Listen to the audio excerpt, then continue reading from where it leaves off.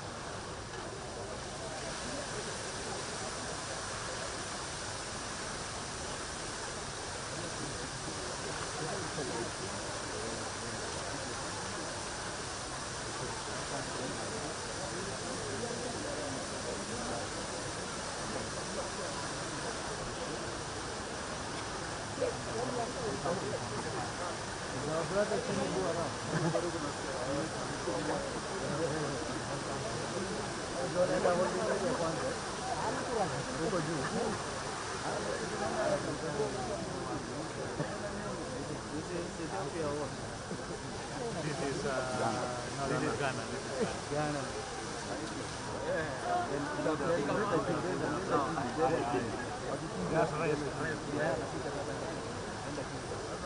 Enda chini kama nini bwana.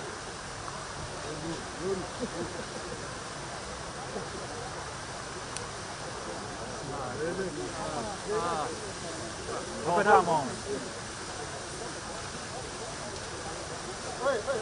Hey. Wewe hapana jaribu. Excuse more? Big fun, papa.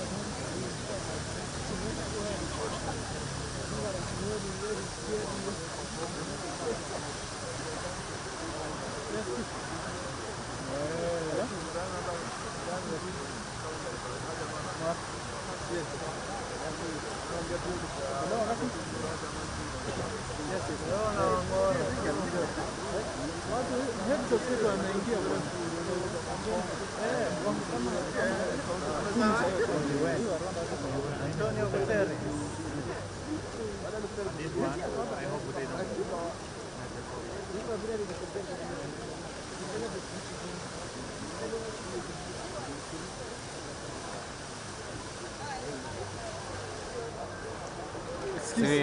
Hey. Songa tu.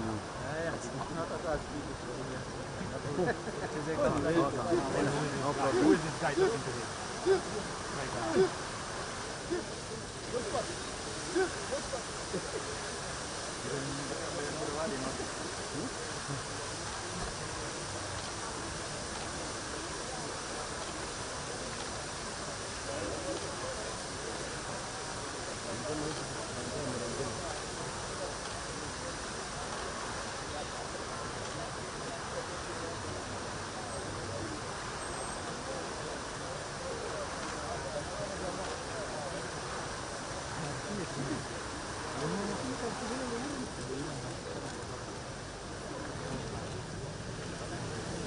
excuse. Jana boss.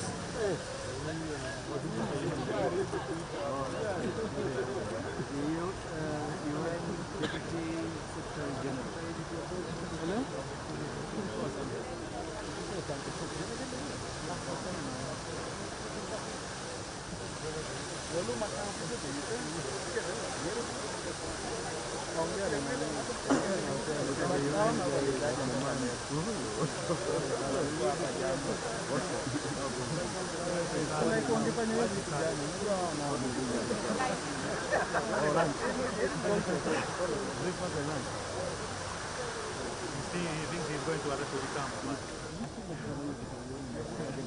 This Morocco. Yeah, that's Morocco.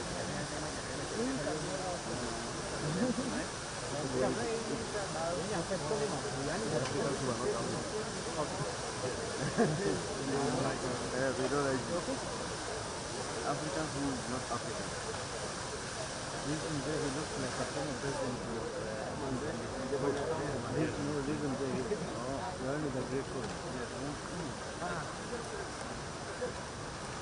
Ndugu. Hey.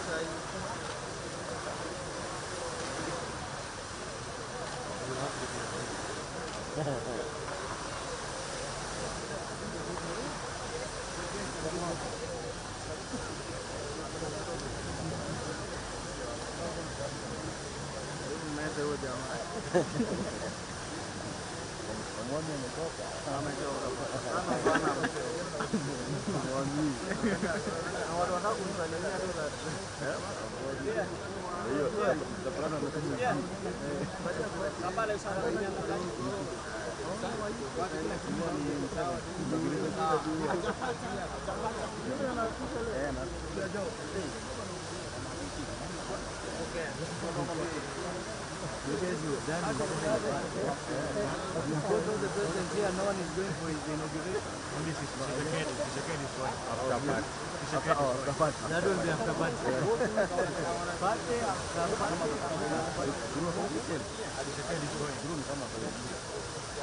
I think they was only, yeah. And from here, because it has been Kenyatta is going, yeah.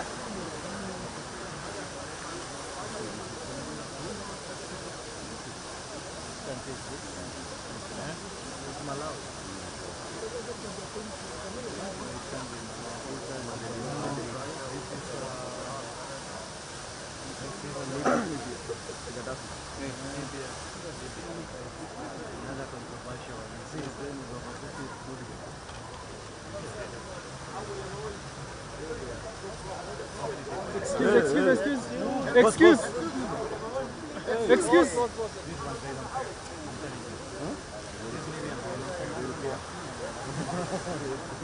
Yeah, they care.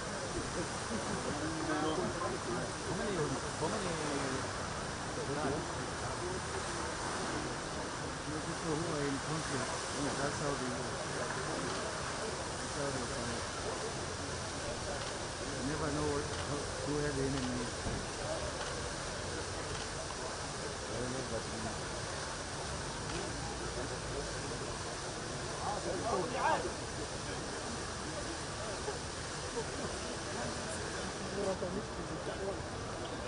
Yala.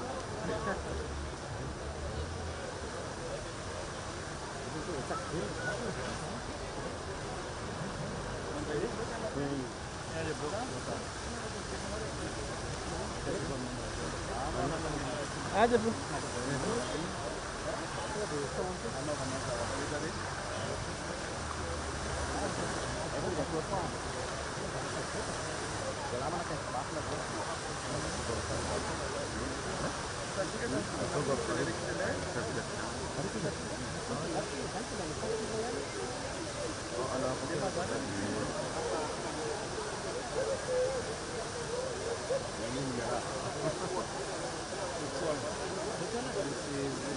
Botswana. Agency president.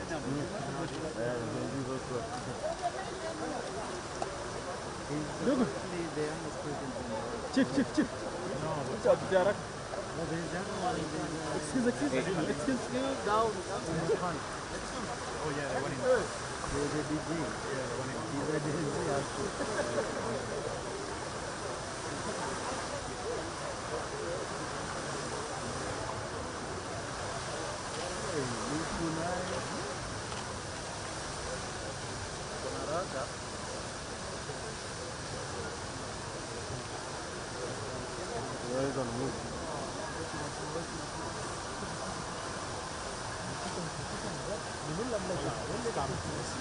He's coming like crazy.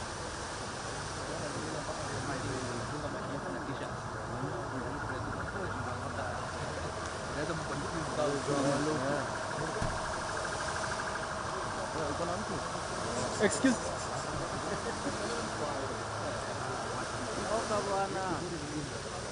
Hey, excuse me. What? The president, so?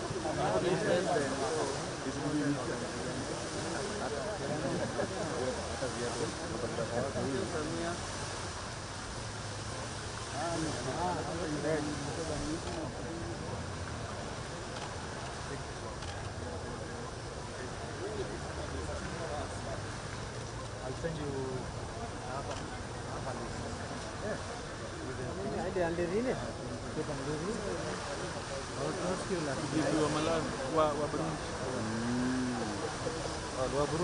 VP. Vice President of Wabia watu waka majau. Wabia watu waka wanauza dawa hapa hivi. Haya Bisbal. Mzee nino Burundi ndio ameenda kwa Evariste for their camp. Nakao. Enda promote.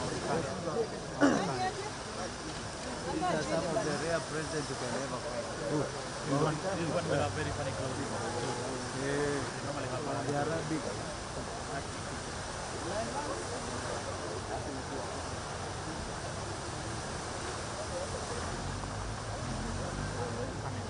Today is your sushi. I'm saying that.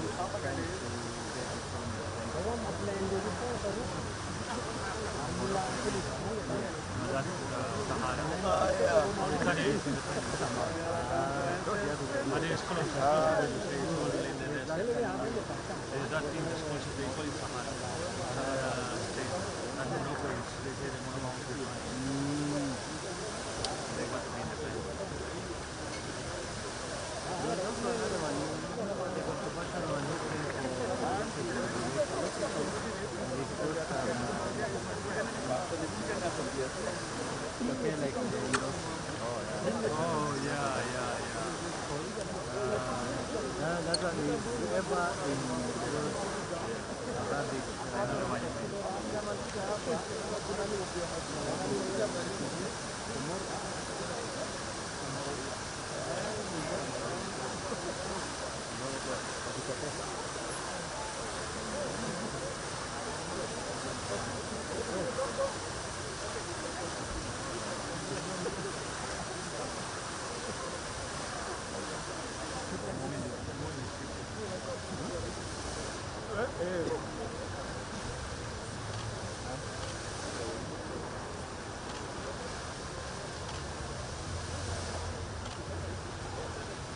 This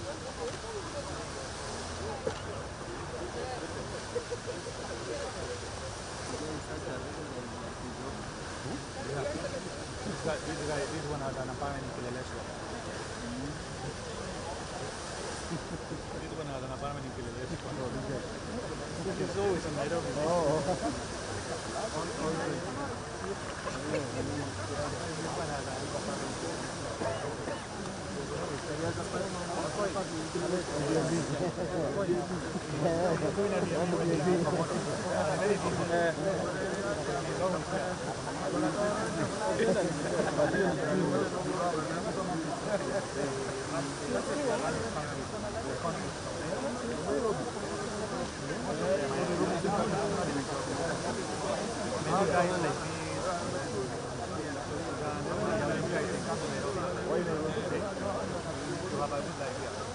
Compared to, have you been to South Sudan? Have you been to South Sudan? No, we are always getting just not that bad.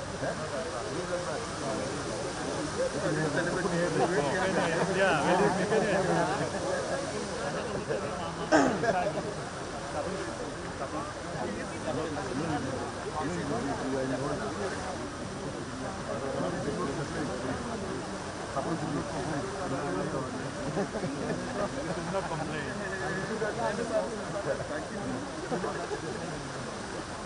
I was there last time. They were telling me all the ministers, MPs, everybody lives here. So they only go to Cuba for main meetings. Yes, they all live in Nairobi. Oh, Somalia. South Sudan. South Sudan, yeah. Oh, Somalia. Even Somalia, yeah.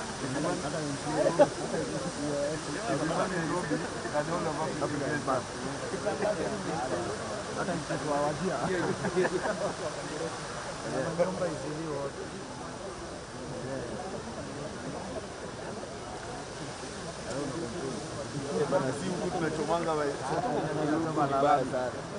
Tuambie Ruto anafaa kuenda lakini Unaenda wapi? Unajua heaven ni. Unajua hawajui any better religion. Unajua sisi hatujui any watu. Sisi hatuwezi enda huko kwao, unaona? Sisi vitu tunahubiri, tunaweza kuongea. Baadhi wacha nikwambie. Sisi wa Kenya kama sisi kupigania for what is good. Good governance na nini delivery services.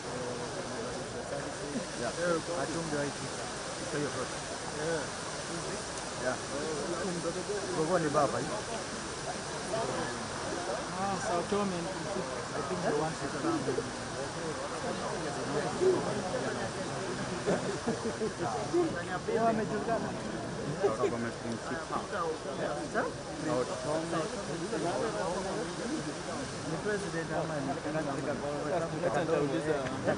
nitauliza rank Afrika ikishtuka hivi kanaenda.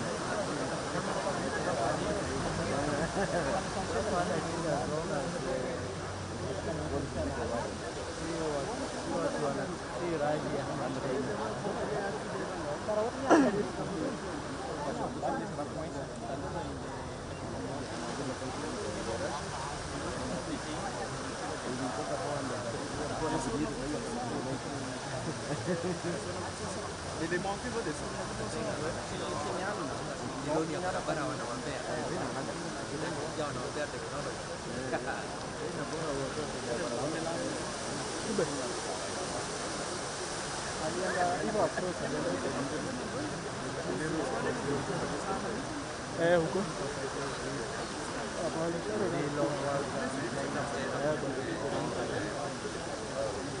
Alikuwa na chika hapo katikati.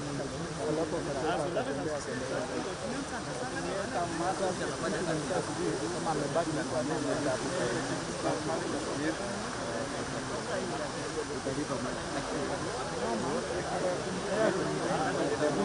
kiona hivyo lazima tunakuwa mama wangu.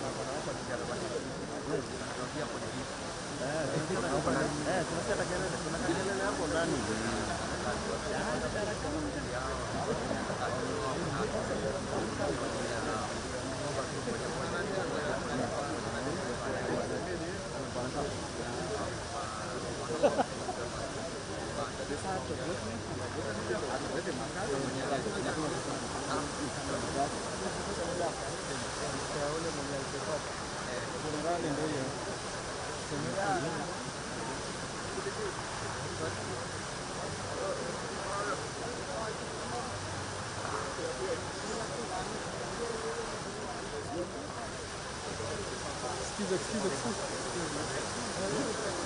Hey,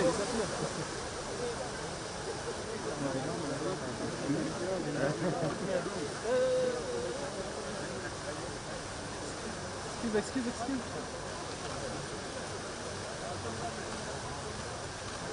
Boss. Hey.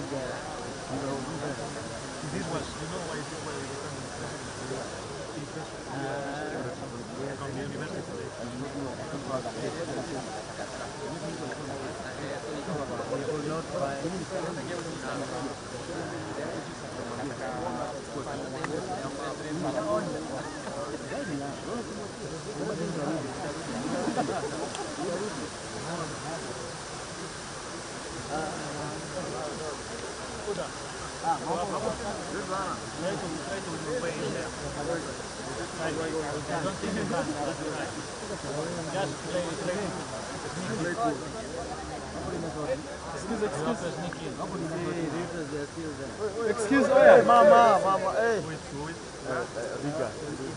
Riga. Mama, mini pini. Mini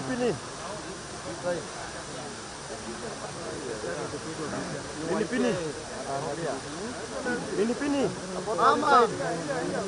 Mama. Ah, good.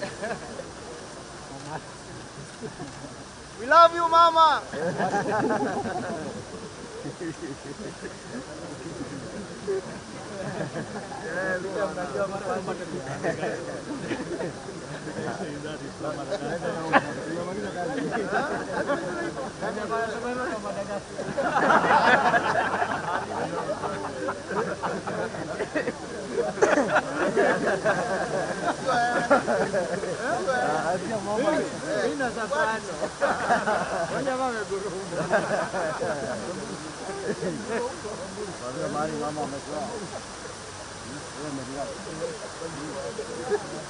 Wewe kuita wakaliongea.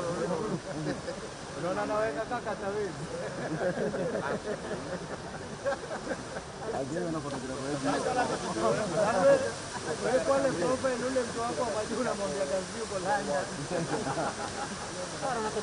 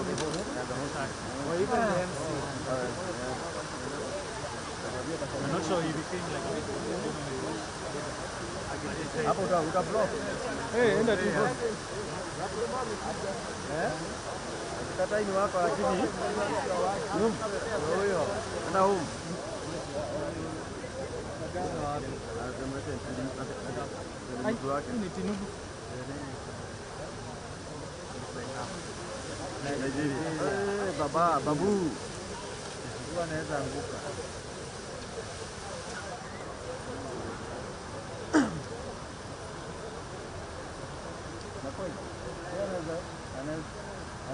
Anaweza dunda huyo. Eh, security. Arnold. Eh, pita tu enda hivi.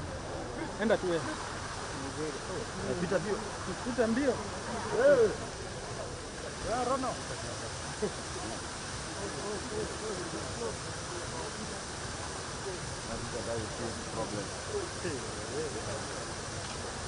Excuse. Hey.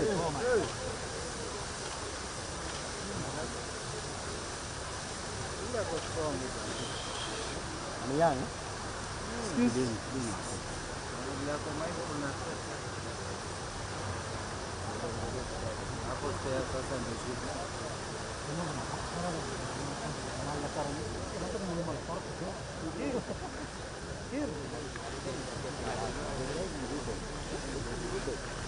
Tuende waambiane Kiingereza ya nani kutete.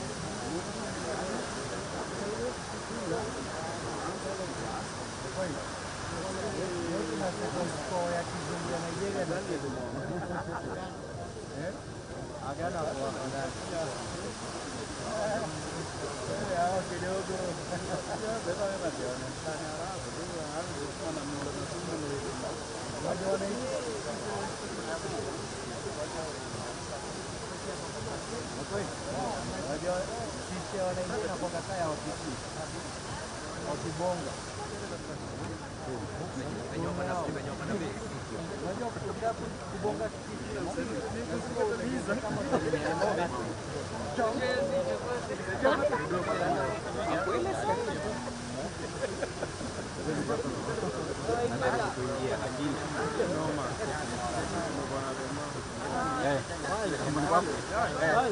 vijana bro.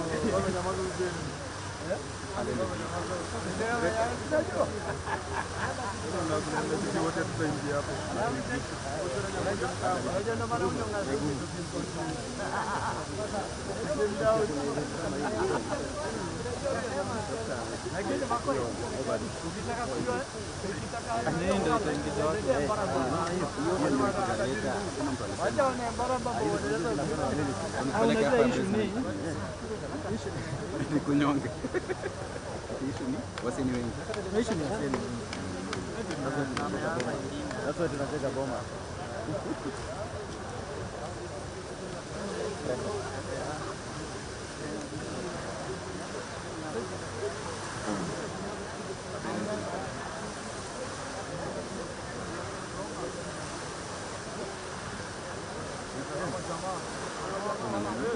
Kama na ramen. Iko baraza ke sisi hai. Semua ikifika saa 8 itakuwa imetoka. Ndani ya saa 8 itakuwa sawa. Hiyo lazima amekaziwa huko. Kama kile kilolo jana ilikuwa na university. Leo ni Tuesday.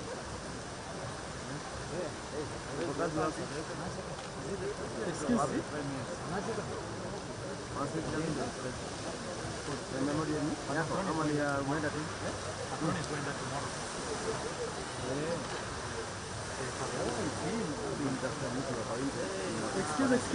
Excusez-moi.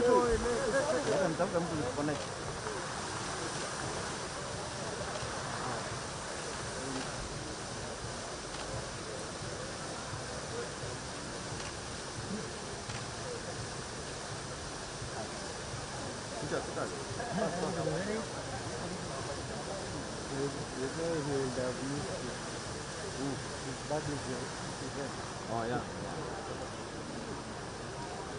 Hiyo habari itakuja nyingine.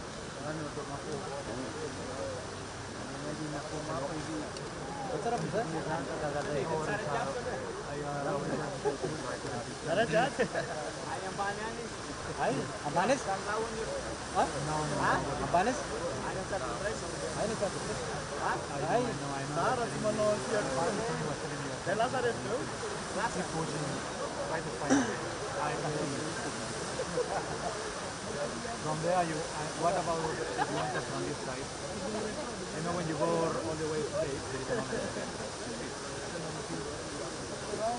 That is potential. That's the kind. Sawa.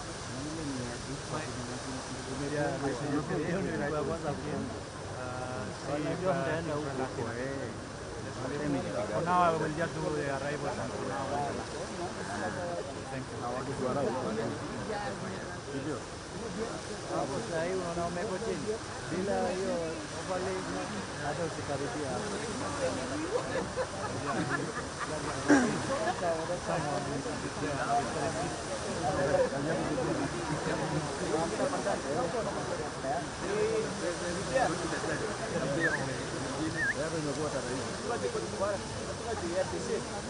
Van is kipapan. Van is kipapan. Depan. Depan ni kan si kipapan ni dia. Kama anajua mimi. Ndio hata nana tu. Vipi rapid rote rapid kama. Highway recently teta ni. Ariam hotel.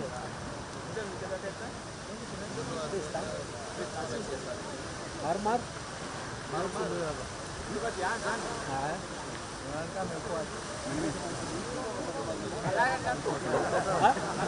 Bola safar.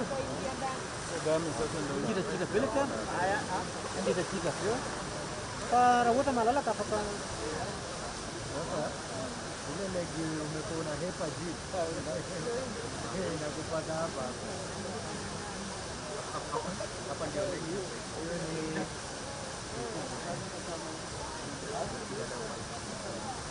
Zambia. Rwanda. Unaona chote. Utaona. Kira haru osu kuna kama mori hapo. Kuna kama mori hapo. Madam.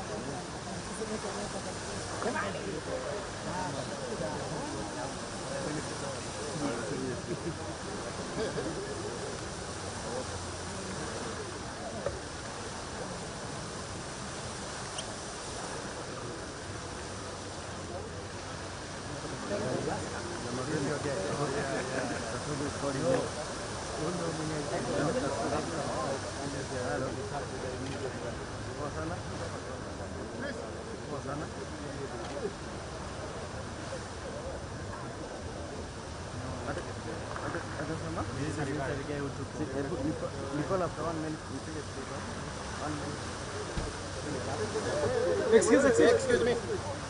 Wait. Oh. Please, Boss.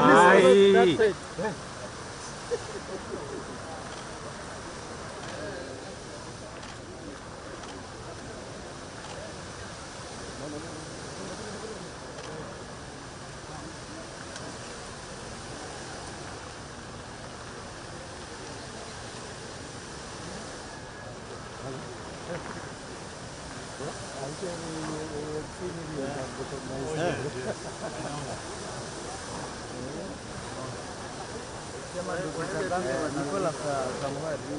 Niko bado sijamalizana na kazi.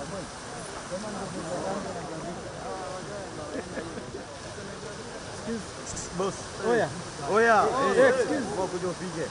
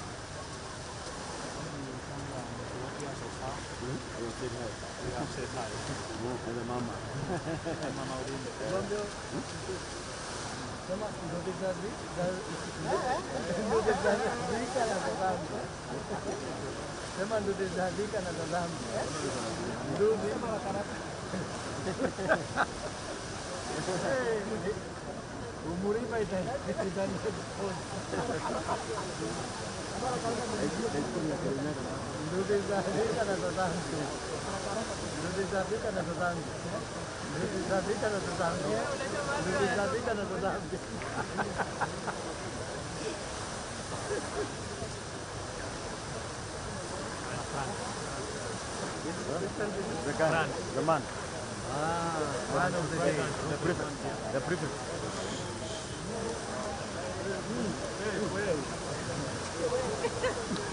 throw them the camera.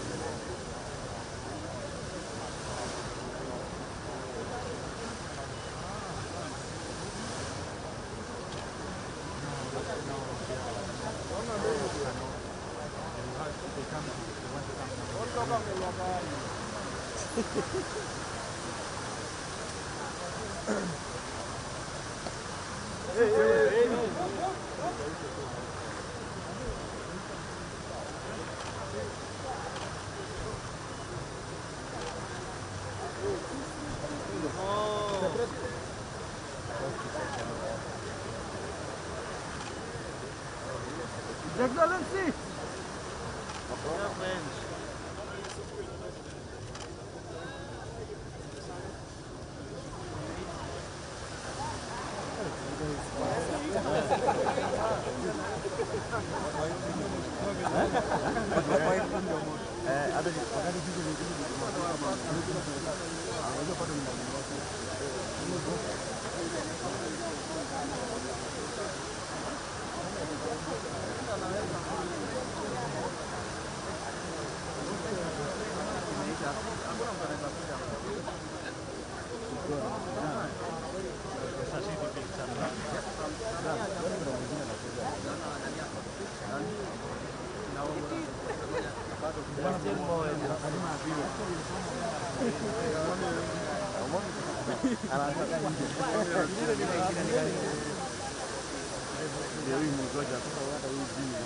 Hey!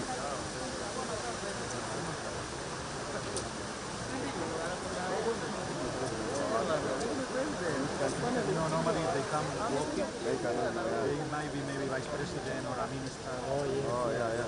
So no worries too much. Normally if you are a head of state, you have to come. There's another nigga here coming.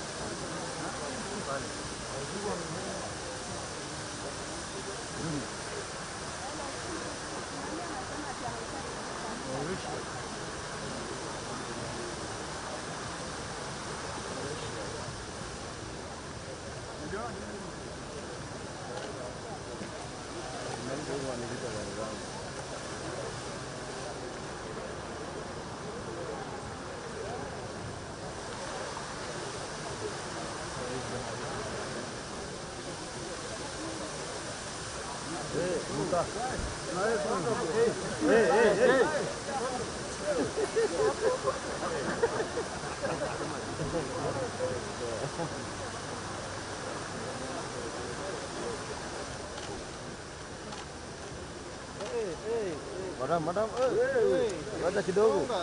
Ai. Ama wapi yangu? It's literally so easy. You just wait 5 seconds. Yeah, I think it's on.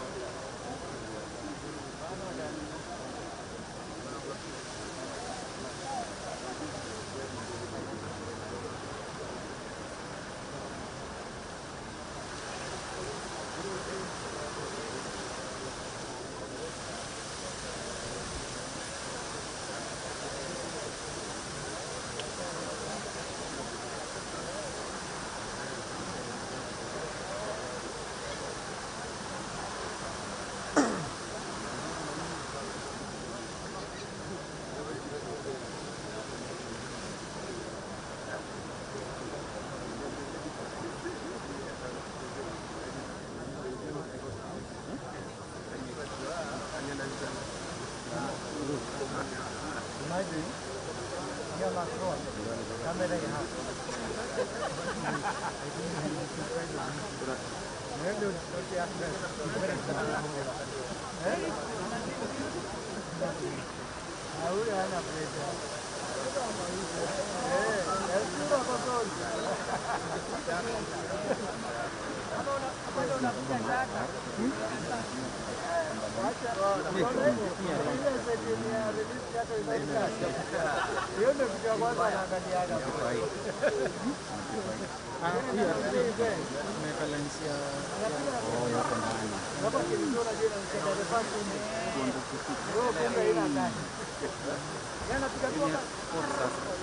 Inafungwa.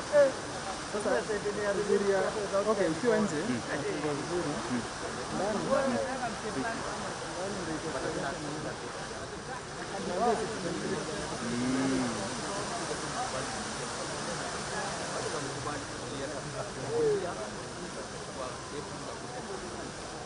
kwanza waje hizi mila ziko na hiyo behavior ya kuhama kuna vile ikichizi na ile ma hii ndani na ile zinachemka tuweza inaiva na nakwambia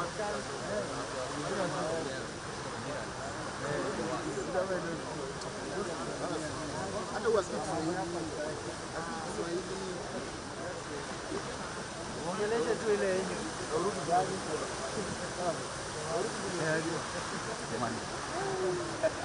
kwa area mbona kuna na furaha mingi hivi na ujua mingi bro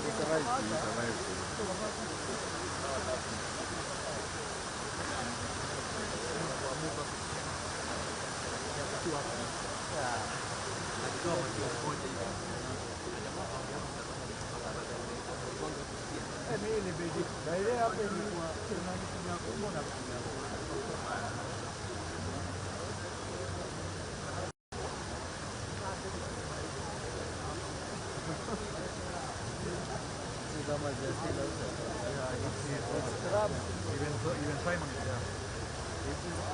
Simon called me, I told him try to speak in Italian. Not going to happen. Already tried, they pushed me try. For me, by the time I decided to come here, you know what, it's possible that you will lose again. Yeah, when you told me that he got inside, I thought you meant inside the country.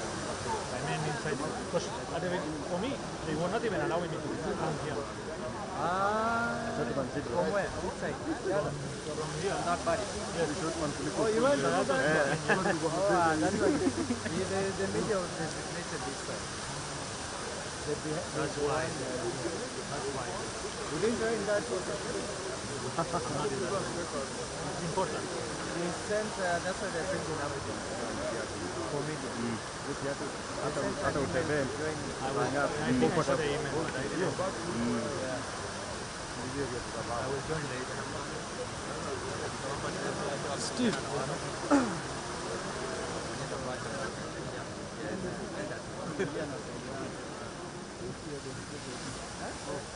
Wametokea wapi? Egypt. Coming like this. What's the excuse? Excuse. Excuse. Hey. Oi. Excuse, boss. Hey. Asante. We'll go to heaven.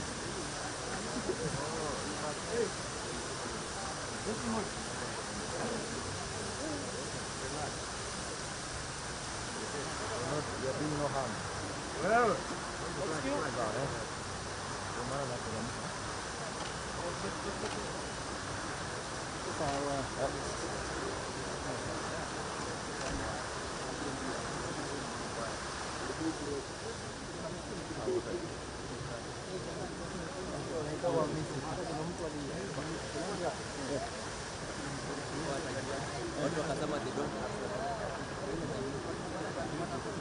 oh yeah.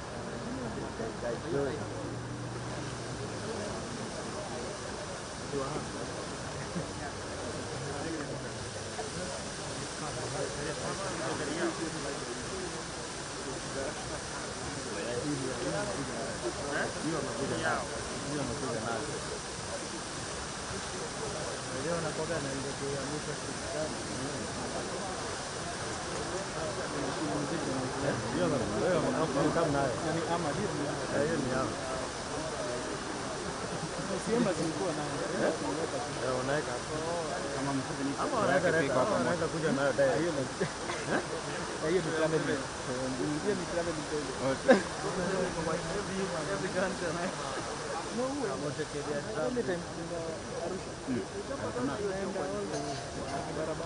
So, akijua nenda ile inakuja advance. Inakuja advance. Ama na ndege. Sasa fly. State tu ndio anaenda. Siana fly. State ndo anaenda. State ndo anaenda kazi ya mama. Oh, sasa kuna waweka mtanga juu.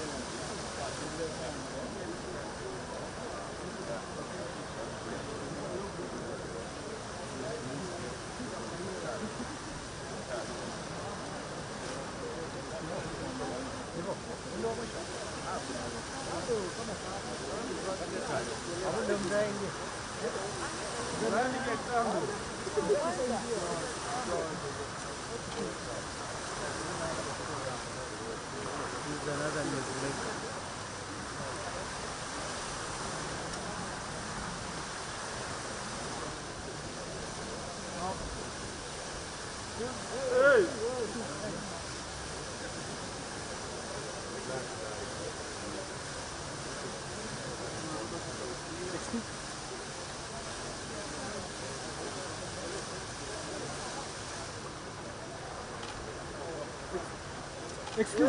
Wait. Oh la la. Move.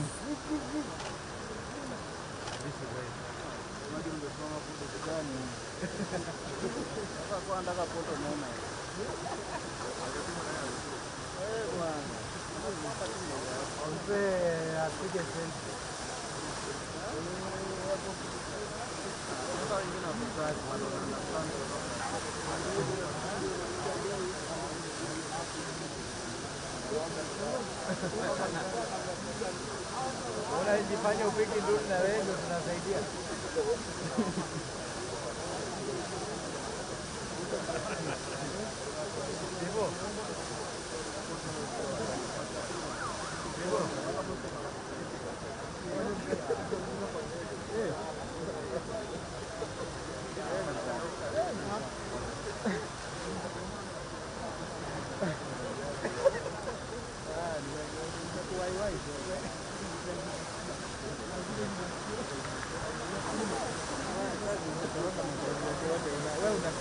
Unafanya tai. Siacha ingia. Ungekuja utembee umata hapo kama wewe ni bei.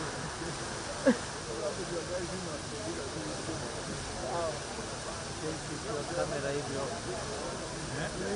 Unakaa umesahau, unaona moment unaenda kuja papa hapo.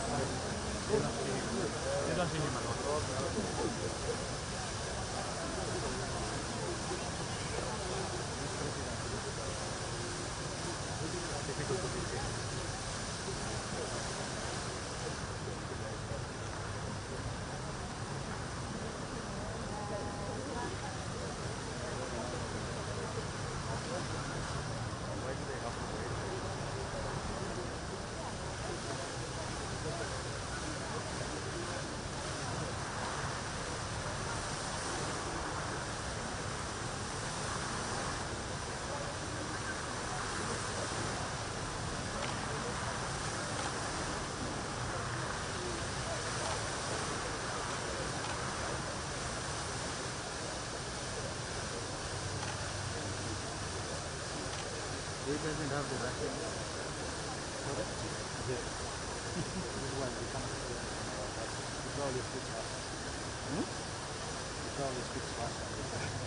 He's usually protected by the Russian machinery. That's Senegal or Ghana.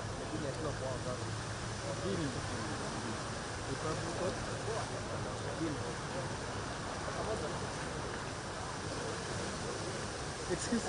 You will move. Excuse.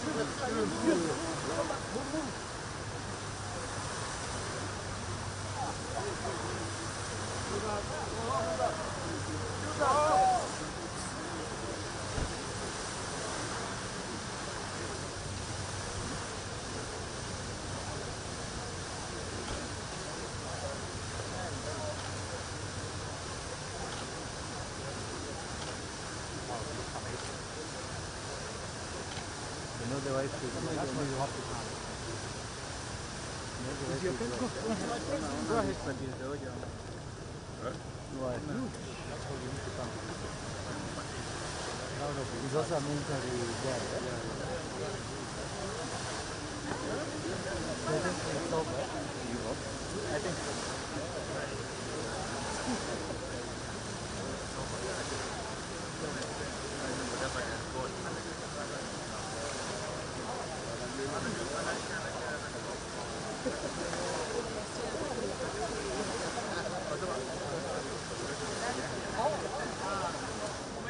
Sikuwa nimeweka kadi.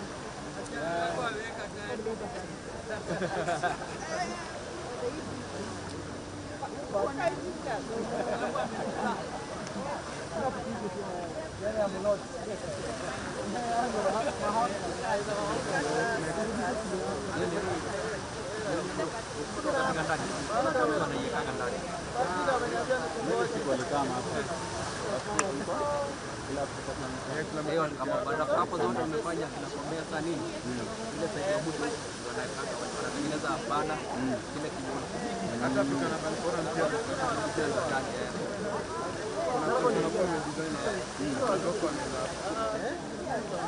Also whether time come and negotiate there now. Namaliza hapa. hiyo pita kweli sana hata ikaje.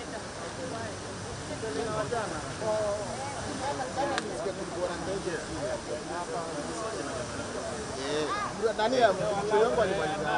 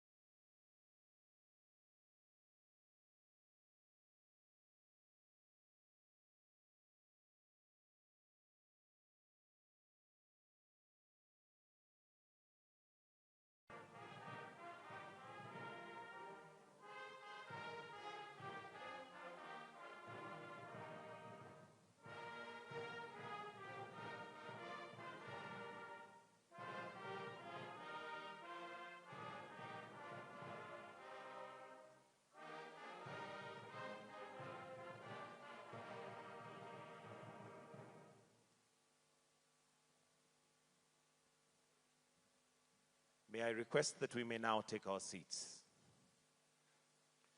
Your Excellency, Dr. William Samoei Ruto, President and Commander-in-Chief of the Kenya Defense Forces, Your Excellency Emmanuel Macron, President of the French Republic, His Majesty King Letsi III, Kingdom of Lesotho, Your Excellency Paul Kagame, President of Rwanda, Your Excellency Alassane Ouattara, President of Cote d'Ivoire, Your Excellency Abdel Fattah el-Sisi, President of Egypt, Your Excellency Faustin Archange Touadéra, President of Central African Republic, Your Excellency Azali Assoumani, President of Comoros, Your Excellency Ali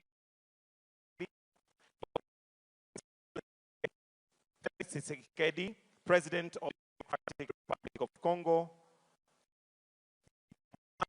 Ould Zohani, President Mauritania, Your Excellency Mohamed Al-Menfi, President Libya, Your Excellency Hakane, President Libya, Your Excellency Mamadi Odumai, President Guinea, Your Excellency Bola Ahmed Tinubu, President of Nigeria, Your Excellency Joseph Nyuma Boakai, President Liberia, Your Excellency Bassirou Diomaye Faye, President Senegal, Your Excellency Mahamat Idris Deby Itno, President of Chad, Your Excellency Duma Gideon Boko, President of Botswana, Your Excellency Darman Gakol, President Mauritius, Your Excellency Dramani Mahama, President Ghana, Your Excellency Chapo, President Mozambique, Your Excellency Colonel Michael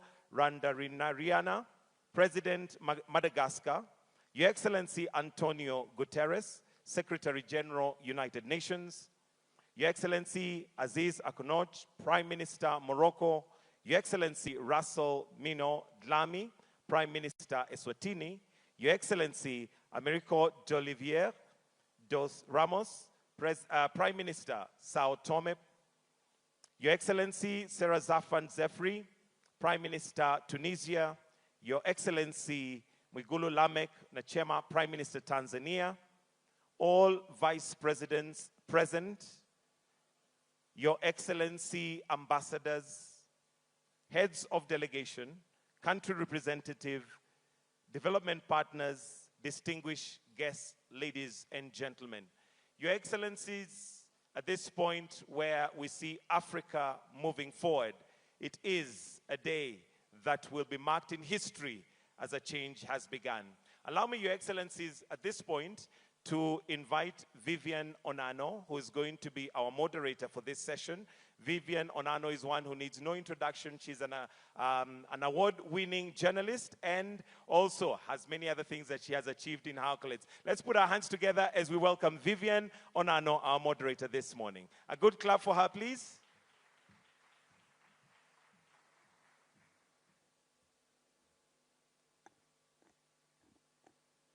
Thank you, Mr. Mike Gitonga, for the kind introduction.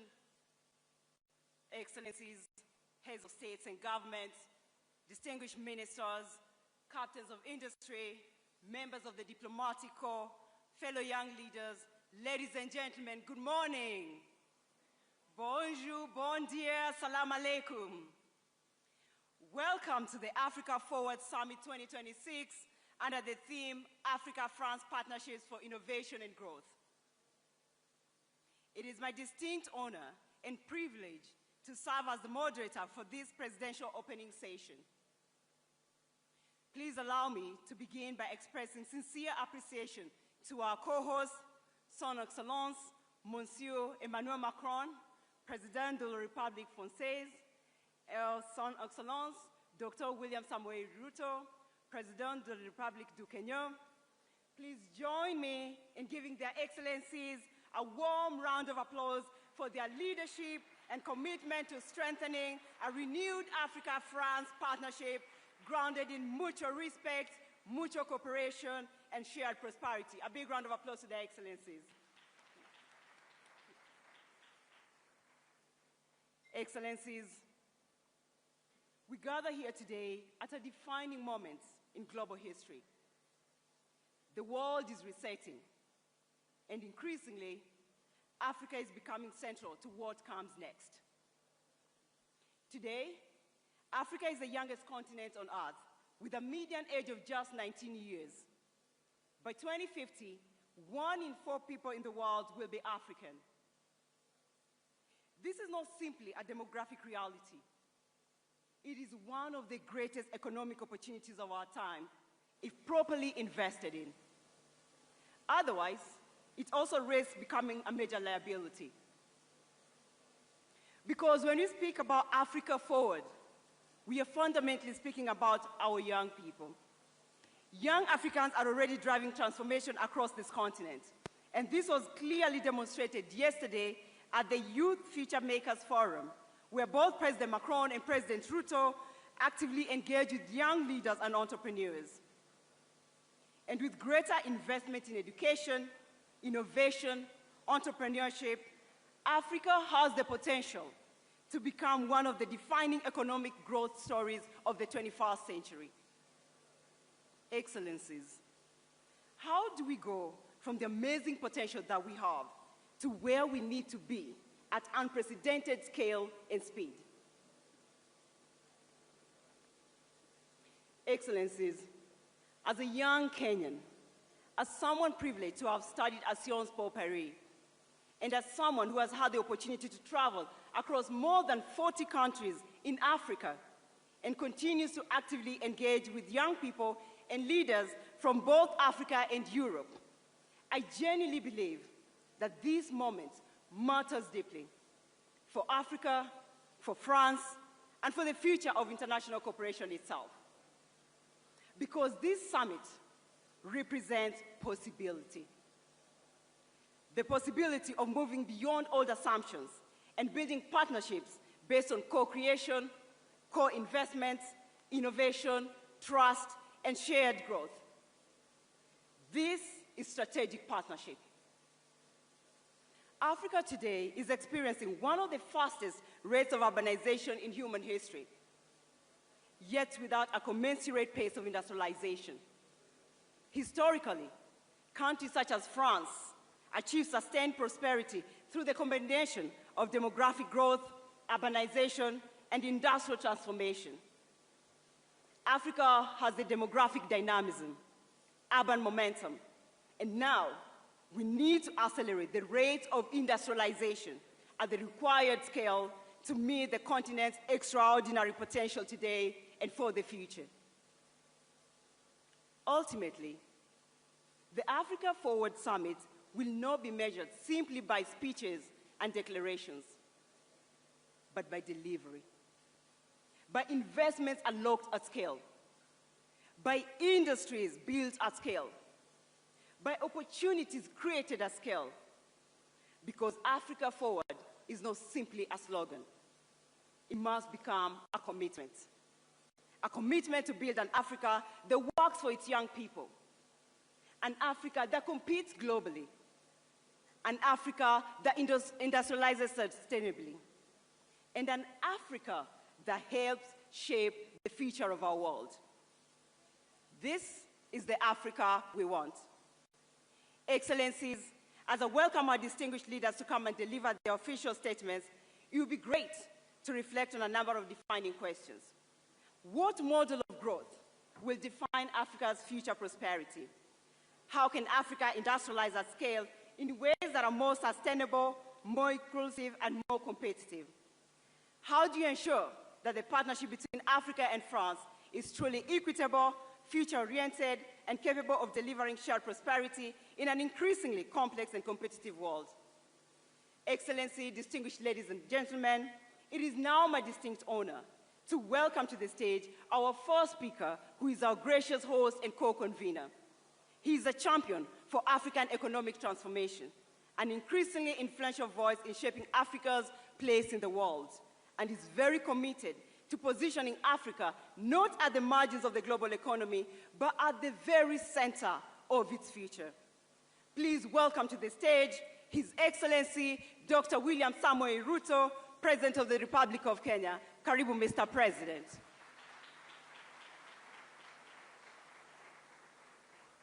Thank you so much, Mr. President. Thank you. Your Excellency Emmanuel Macron, President of the French Republic and co-chair of the Africa Forward Summit 2026. Excellencies, heads of state and government, honorable ministers, captains of industry, distinguished delegates, ladies and gentlemen. It is a profound honor and privilege to welcome you to the Africa Forward Summit 2026 here in Nairobi, Kenya, the cradle of humankind, the birthplace of our shared human history, and the origin of wonder. Wherever you come from, you are not merely visiting. You are returning to the very beginnings of humanity.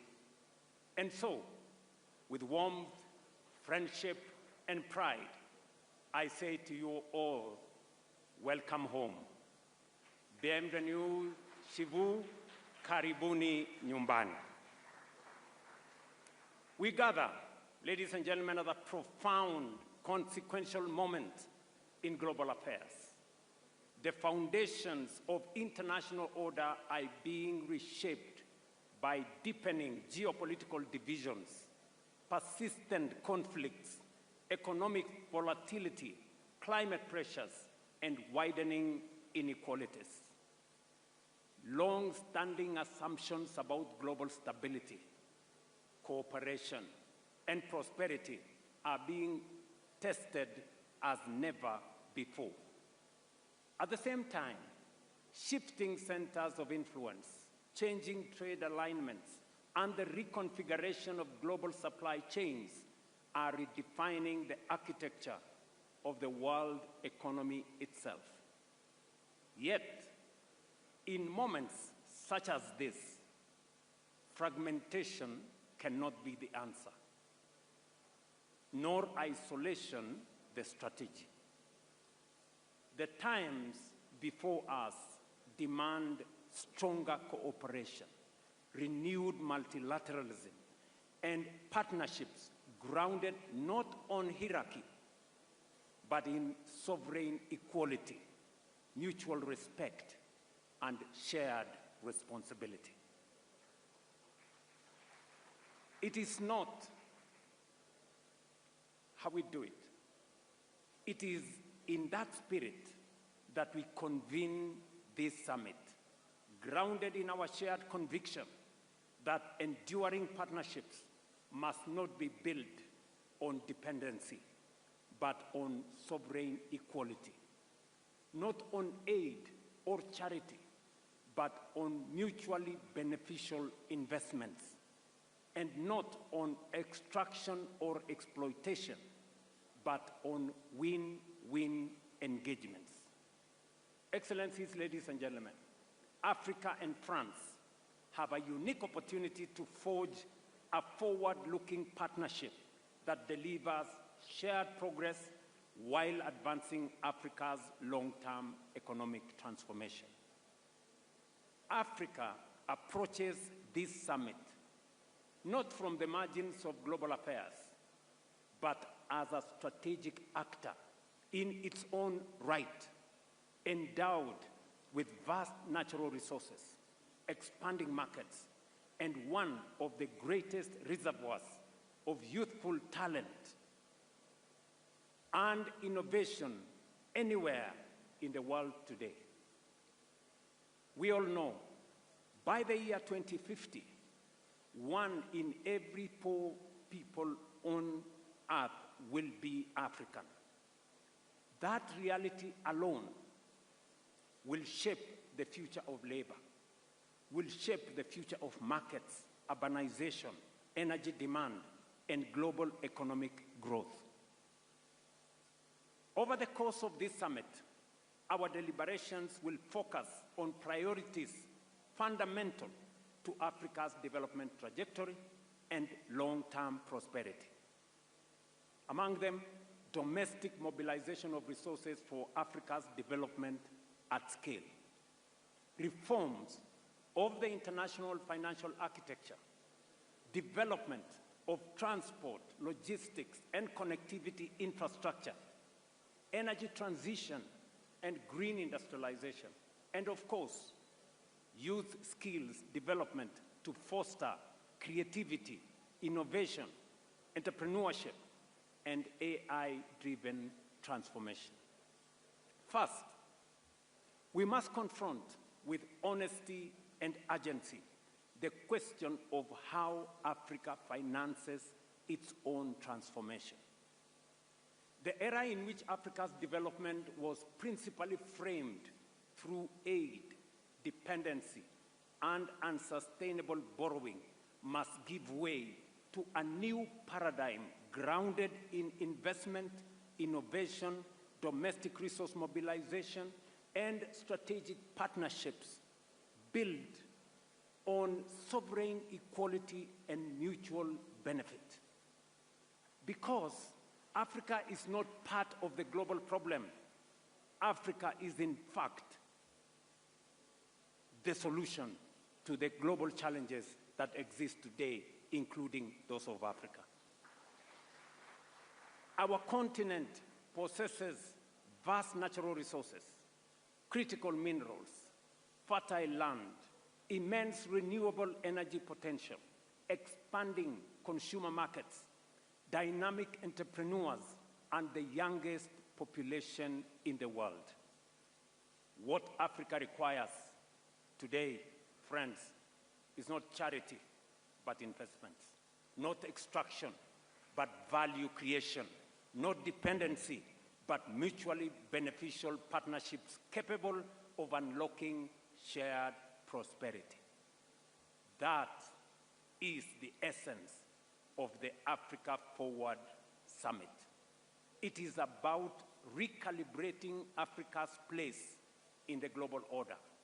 It is about redefining engagements with Africa, including with long-standing partners such as France, away from outdated models of aid and asymmetrical dependency towards a framework anchored on investment, enterprise, innovation, industrialization, and mutually beneficial cooperation. And we are very clear about this. The current international financial system remains structurally unequal. African countries continue to face disproportionately high borrowing costs, constrained access to concessional financing, and distorted risk perceptions that are frequently disconnected from economic realities that exist in this continent. The bias embedded within global credit rating systems continue to penalize African economies, increase the cost of capital, and discourage long-term investment into productive sectors. This imbalance is neither sustainable nor just. It is one of the principal constraints on Africa's ability to finance infrastructure, industrialization, climate adaptation, and economic transformation at the scale that is required. That is why Africa has supported the establishment of the African Credit Rating Agency, an important step towards ensuring fairer, evidence-based, and context-sensitive assessment of African economies and investment opportunities. Its purpose is not to replace existing global institutions, but to correct long-standing distortions in risk perception that continue to increase the cost of capital for African countries and continue to discourage long-term investment into productive sectors. At the same time, we must recognize that the World Bank and the International Monetary Fund alone cannot finance Africa's development ambition. We have to be realistic. Even as reform efforts continue, the scale of Africa's transformation requires us to rethink the sources, structures, and instruments of development finance itself. Africa must increasingly finance Africa. Let me repeat that. Africa must increasingly finance Africa. What do I mean? Across our continent, enormous pools of domestic capital remain underutilized. Africa today holds more than $4 trillion in long-term domestic savings, including over $1 trillion in pensions and insurance assets, and more than $500 billion in central bank reserves. I am not talking about Europe, I'm talking about Africa. Yet, paradoxically, while this capital exists within African economies, governments across our continent continue to struggle to finance critical infrastructure, transport corridors, energy systems, industrial parks, logistics networks, and even affordable housing.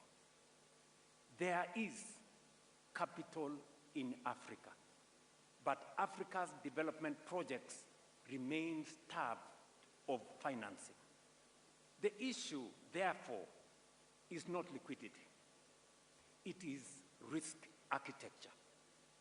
That is why Africa is laying the foundation of a stronger, more resilient, and more self-sustaining financial architecture. Kenya, therefore, reaffirms its very strong support for the Alliance of African Multilateral Financial Institutions as a strategic platform for coordinating capital mobilization, risk sharing, and project execution across our continent.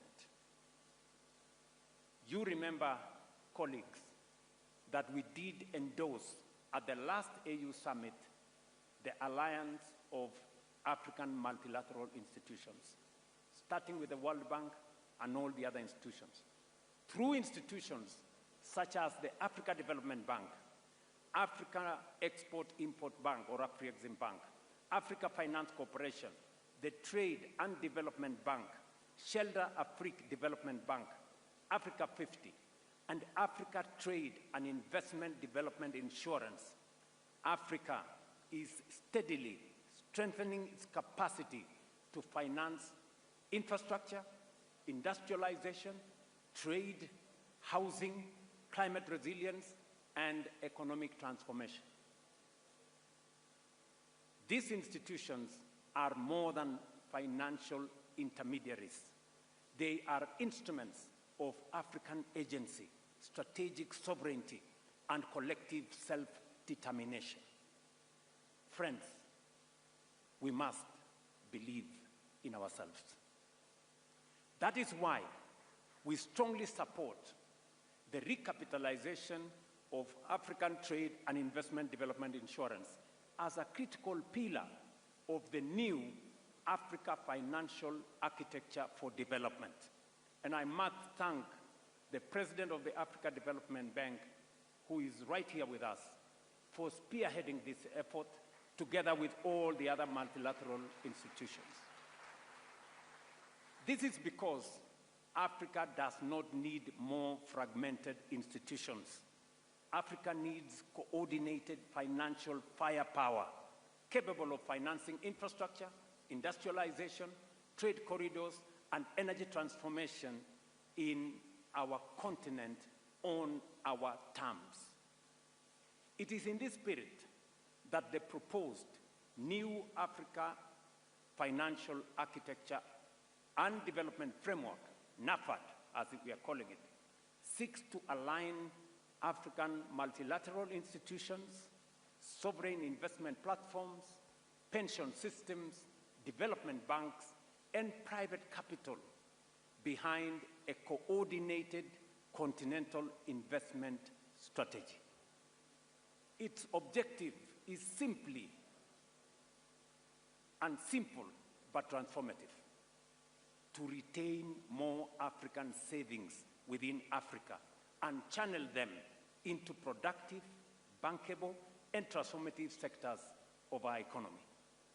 NAFAD is designed to unlock long-term domestic institutional capital by creating credible project pipelines, harmonizing investment frameworks, strengthening regional capital markets, and establishing mechanisms that de-risk strategic public investments. By lowering risk and risk perception and improving project preparation, African pensions and insurance funds will be better positioned to invest confidently in infrastructure, industrialization, energy, housing, and regional connectivity projects across our continent. And by the way, I am still talking about resources that are African, our own resources. Ultimately, NAFAD represents Africa's collective effort to build financial sovereignty by aligning African institutions, African savings, and African capital markets behind Africa's development priorities. And Kenya has already begun implementing the elements of this vision through the establishment of the National Infrastructure Fund, a platform designed to mobilize long-term domestic capital into strategic national projects. Already, our new National Infrastructure Fund has mobilized approximately $1 billion in the last 4 months, demonstrating the enormous potential that exists within African economies themselves. And this is money we have just mobilized here in Kenya. As government, we are deliberately partnering with the private sector to build confidence, reduce risk, and crowd in investment into transformative public infrastructure. Our objective is simple: to create credible mechanisms through which private capital can participate securely and profitably in Africa's growth story. Kenya's experience demonstrates what domestic resource mobilization can achieve. Over the last 3.5 years, we have mobilized nearly $4 billion locally for our affordable housing program. Through innovative domestic financing mechanisms, we are investing in housing, creating jobs, supporting enterprise, and expanding home ownership while restoring dignity to millions of Kenyan citizens. This experience demonstrates a fundamental truth. Africa can generate substantial development resources internally when institutions are strong, policies are credible and predictable, markets are trusted, and citizens themselves become active participants in nation building. Excellencies, infrastructure development remains one of the most decisive foundations of Africa's economic transformation and continental integration. Africa's infrastructure financing gap continues to constrain productivity, continues to increase the cost of trade, weaken industrial competitiveness, and fragment markets across our continent. According to the Africa Development Bank, Africa requires between $130 and $170 billion annually for infrastructure investment, with financing gaps estimated at between $70 and $100 billion every year. Bridging this gap will not happen through public borrowing alone. It requires innovative financial instruments, blended finance mechanisms, de-risking facilities like the one I have talked about, and strong public-private partnership capable of unlocking institutional capital at scale. But the broader challenge before us is continental. We must accelerate investment in transport corridors, in ports, rail systems, roads, aviation connectivity, and integrated logistics ecosystems capable of binding Africa together into one competitive economic space under the Africa Continental Free Trade Area. Because Africa cannot trade effectively with itself while its economies remain disconnected from one another. Connectivity is not merely about infrastructure. It is about competitiveness. It is about regional value chains. It is about food security. And it's about industrialization. And ultimately, it is about shared prosperity. Equally critical is the question of energy. That is why we must fundamentally restructure and strengthen Africa's financial architecture to mobilize the scale of capital required to finance this transformation on African terms. Excellencies, Africa possesses some of the greatest renewable energy potential anywhere in the world, from geothermal resources in the Rift Valley and on to immense opportunities in solar, wind, hydroelectric power, and green hydrogen across our continent.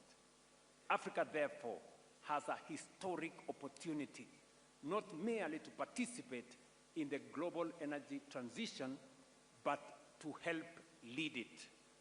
But for Africa, the energy transition must also be a development and an industrialization transition.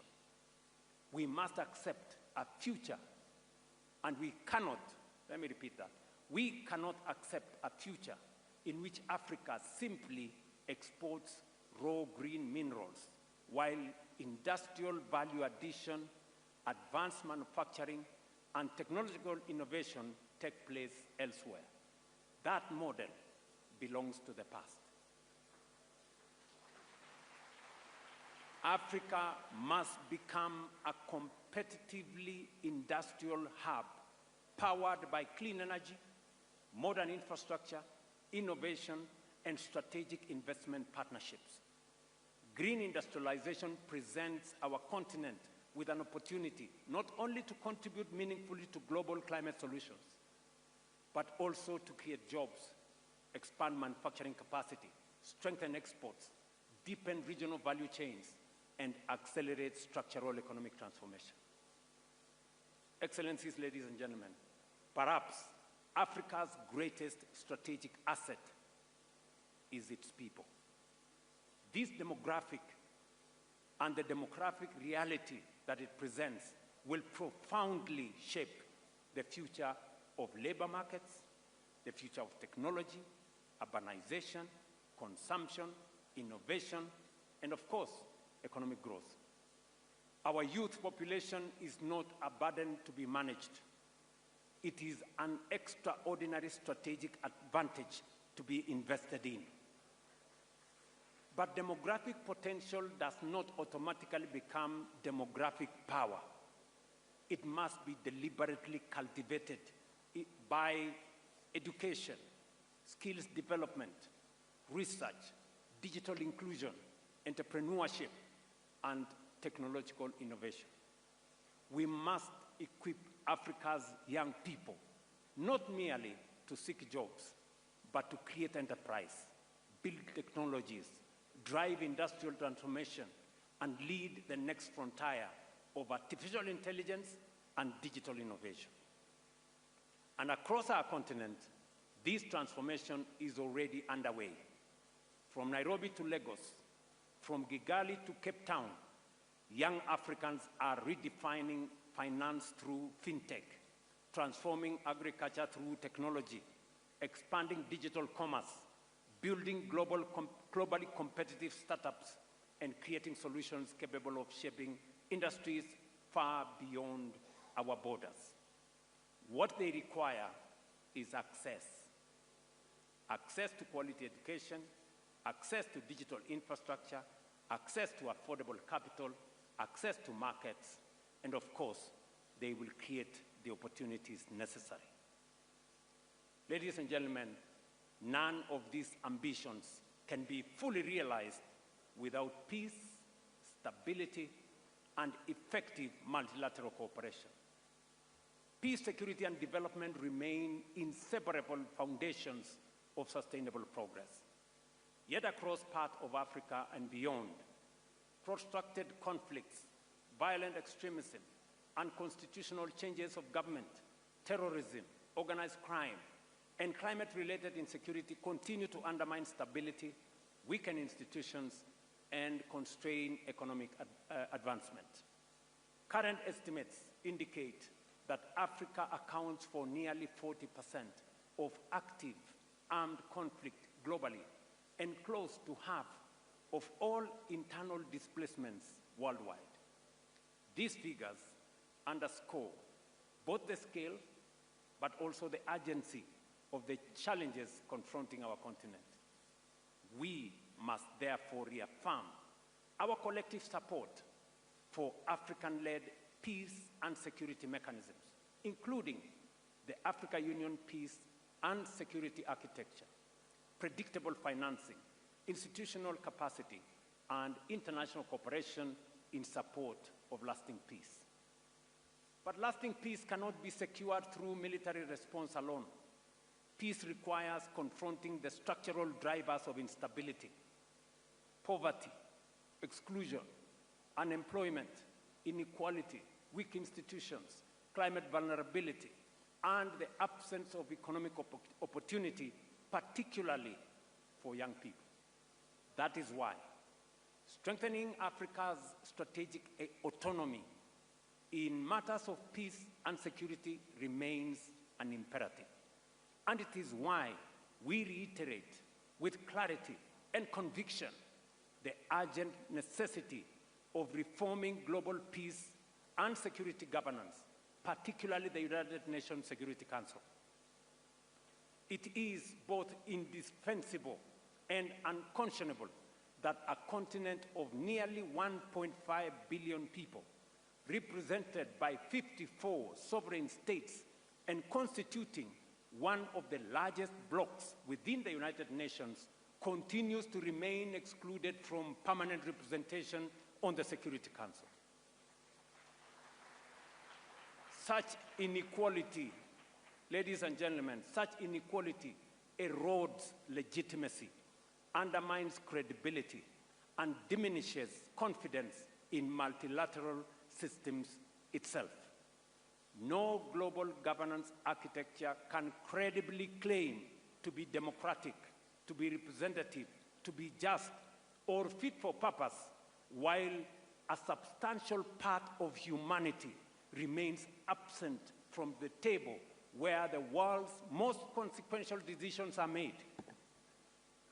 The time has come, therefore, for the international community to recognize, without ambiguity or without delay, that Africa cannot and will not and must not remain subject to decisions taken without its equal voice on the table.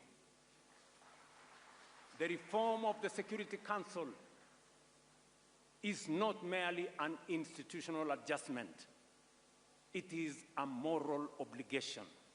It is a strategic necessity. It is indispensable to restoring trust, legitimacy, and confidence in the international order itself.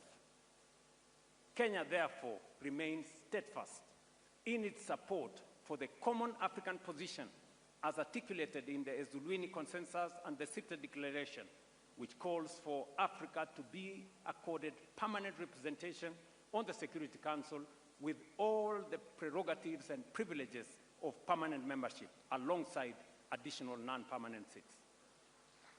Excellencies, ladies and gentlemen, Africa does not need privilege, but fairness. We don't need exclusion, but inclusion. We do not seek confrontation, but partnership anchored on mutual respect, shared responsibility, and of course, shared progress. This summit, therefore, presents us with an opportunity to define a new era of engagement between Africa and its partners, an era based not on dependency, but on dignity, not on extraction, but on value creation, and not on short-term transactions, but on long-term shared prosperity. Because the Africa we envision is an Africa of confidence, an Africa of ideas, an Africa of innovation, an Africa of enterprise, an Africa that believes in itself, invests in its people, mobilizes its own resources, and engages the world as an equal partner in shaping balanced, prosperous, and peaceful global future. Africa is rising, determined to shape its own destiny, and increasingly prepared to shape the future of the world itself. That is the Africa Forward agenda. An agenda grounded not on dependency, but in sovereignty. Not in vulnerability, but in resilience. And not in limitation, but in possibility. That is the Africa whose time has come. Excellencies, ladies and gentlemen, Kenya is deeply honored to co-host this summit here in Nairobi. We look forward to productive deliberations, practical outcomes, and enduring partnerships capable of advancing prosperity, stability, dignity, and shared progress for our people and for future generations. I thank you for your kind attention. Thank you very much.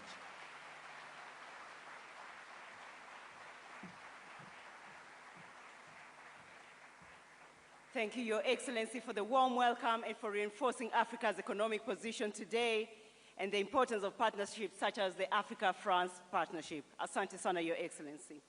And now it's my profound honor to welcome to the stage our next speaker, who is also our co-convener. He's a global leader who has consistently championed international cooperation and a world of rules-based order, has been at the forefront of advancing dialogue on global economic reform and strategic partnerships between Africa and France. Please welcome to the stage His Excellency, Mr. Emmanuel Macron, President of the Republic of France. Bienvenue, Monsieur le Président.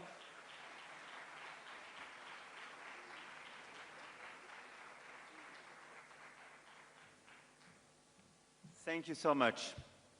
Mr. President, dear William, Your Majesty, Head of State and Governments, Secretary General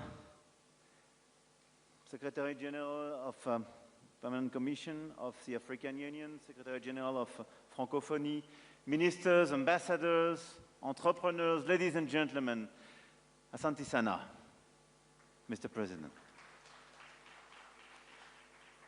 And I will switch in French, if you allow me. Le président a tout dit. Et donc, je vais juste rajouter quelques convictions pour qu'ensuite on puisse passer à nos travaux. C'est un nouveau type de sommet, c'est une nouvelle philosophie, et donc nous allons aller au bout de cette philosophie. D'abord, ce sommet a commencé par des rencontres de la jeunesse, des entreprises, de la culture, du sport. Et d'ailleurs, nous allons, juste après cette session, rencontrer des représentants du monde dans l'entreprise qui vont nous dire leurs conclusions et on va échanger avec eux. Et au fond, la conviction que je voudrais partager avec vous, c'est que l'agenda que le continent africain et la France doivent avoir, celui auquel en tout cas je crois, n'est en aucun cas de regarder en arrière, ni à gauche ou à droite, comme dirait mon ami le président Ruto, mais de regarder en effet devant. Et ce que je me suis efforcé de faire depuis 10 ans, c'est de bâtir une relation qui regarde avec lucidité le passé. Et donc on a eu ce travail qui a été fait avec l'Algérie, le Cameroun, le Rwanda et plusieurs autres, qui regarde avec courage le présent et qui a restitué les œuvres d'art, qui veut réinventer la relation monétaire et économique, qui veut investir dans le sport, dans les industries culturelles et créatives, dans le co-investissement avec le continent, et qui, avec respect, veut être aux côtés de l'Afrique pour son propre agenda. Et donc la relation entre l'Afrique et la France, telle que nous la voyons, telle que nous la pensons, telle que nous l'agissons, elle est fondée en effet sur la lucidité, le courage, le respect et une volonté d'avoir, au fond, un agenda partagé. Ça, c'est ce qu'on a fait depuis 10 ans, on y est longuement revenu hier, et je ne veux pas être plus long. Pourquoi je suis convaincu que c'est encore plus vrai aujourd'hui qu'il y a 10 ans?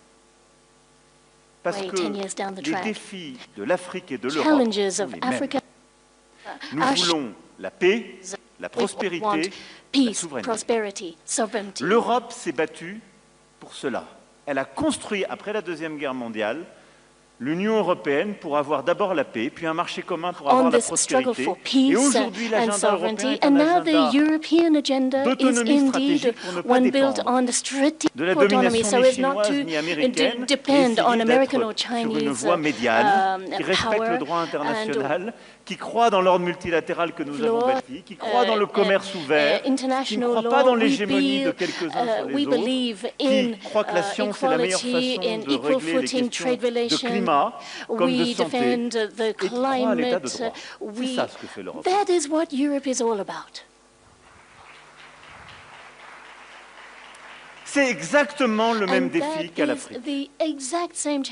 L'Afrique veut la paix, la prospérité, l'indépendance. Et au fond, le partenariat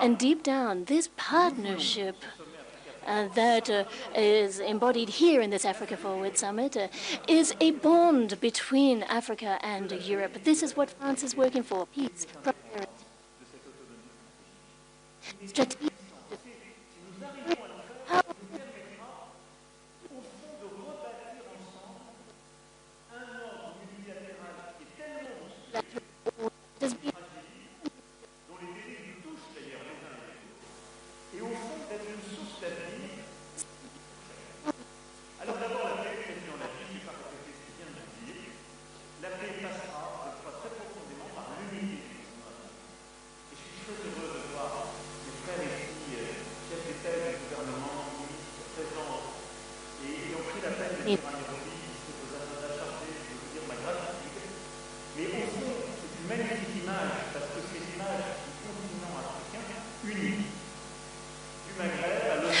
Maghreb, right down to the Indian Ocean, the south of the continent, Western Africa, Central Africa, and Eastern Africa. Remember, all of these different parts of Africa, given that it is so large, are all part, nonetheless, of one continent with a shared agenda.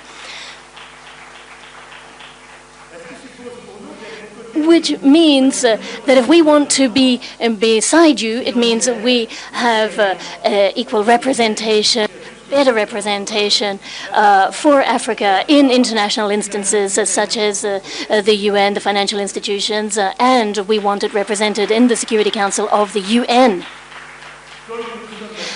As we have also been fighting for for Africa to have a permanent seat at the G20. We've been fighting for this for years, and we've now made it a reality. And we are fighting for an agenda, along with the Secretary General. We've been talking about this for an African UN presence, which will be all the better placed to defend its own peace and security operations, particularly through the UN missions. We hope to see all the wherewithal given to Africa to ensure its own sovereign security. The African continent needs better representation, and Africa has the capacity to build on its strengths. So what we stand ready to do is assist you financing that with a reworked security arrangement which is respectful of the sovereignty of each African country, but never eclipsing each nation's sovereignty. And I'm delighted to hear from your introductory remarks a moment ago that we can build together a shared agenda to overcome the peace and security challenges that we are facing, continue to work together so that the whole of the UN can move forward on a more equitable basis. Prosperity next. With President Ruto, I was discussing this. I think that he is absolutely right when he's talking about the prosperity of the continent. It's clear, it's simple. No, what I'm offering is not to offer assistance. Those days are behind us. And we know that there are budgetary challenges in some instances, security challenges in others. These are realities that we need to be realistic about, but we need to rethink our North-South relations. And we need to look with lucidity at all of the cross-cutting benefits that Africa can derive from its diaspora. Those who are working very, very hard in many, many of our countries and send remittances back home are another important lever that we must not overlook. But the main notion I want to focus on is co-investment. What is co-investment able to achieve? It means investing in human capital, the young talents in Africa, in a formal economy. One of the major difficulties here is that there's too much of the African economies that are underneath the tip of the iceberg as informal economy. It's about time we brought them into the value chains and to structure your agricultural sector and your industrial sector in such a way that it will be stronger than ever, so that Africa will no longer be seen as a place for rare earths and other resources to be extracted, but rather to be a partner. So we're working towards a transformation of investment relations, investing in value chains, energy, sustainable development, building on your strengths and your youth and your talent.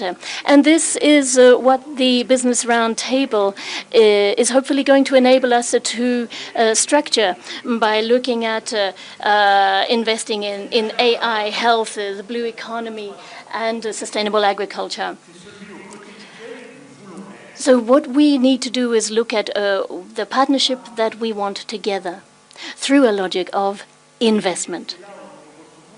And this is where we see this agenda of prosperity and sovereignty altogether.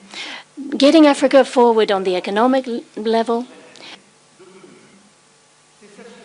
and autonomy.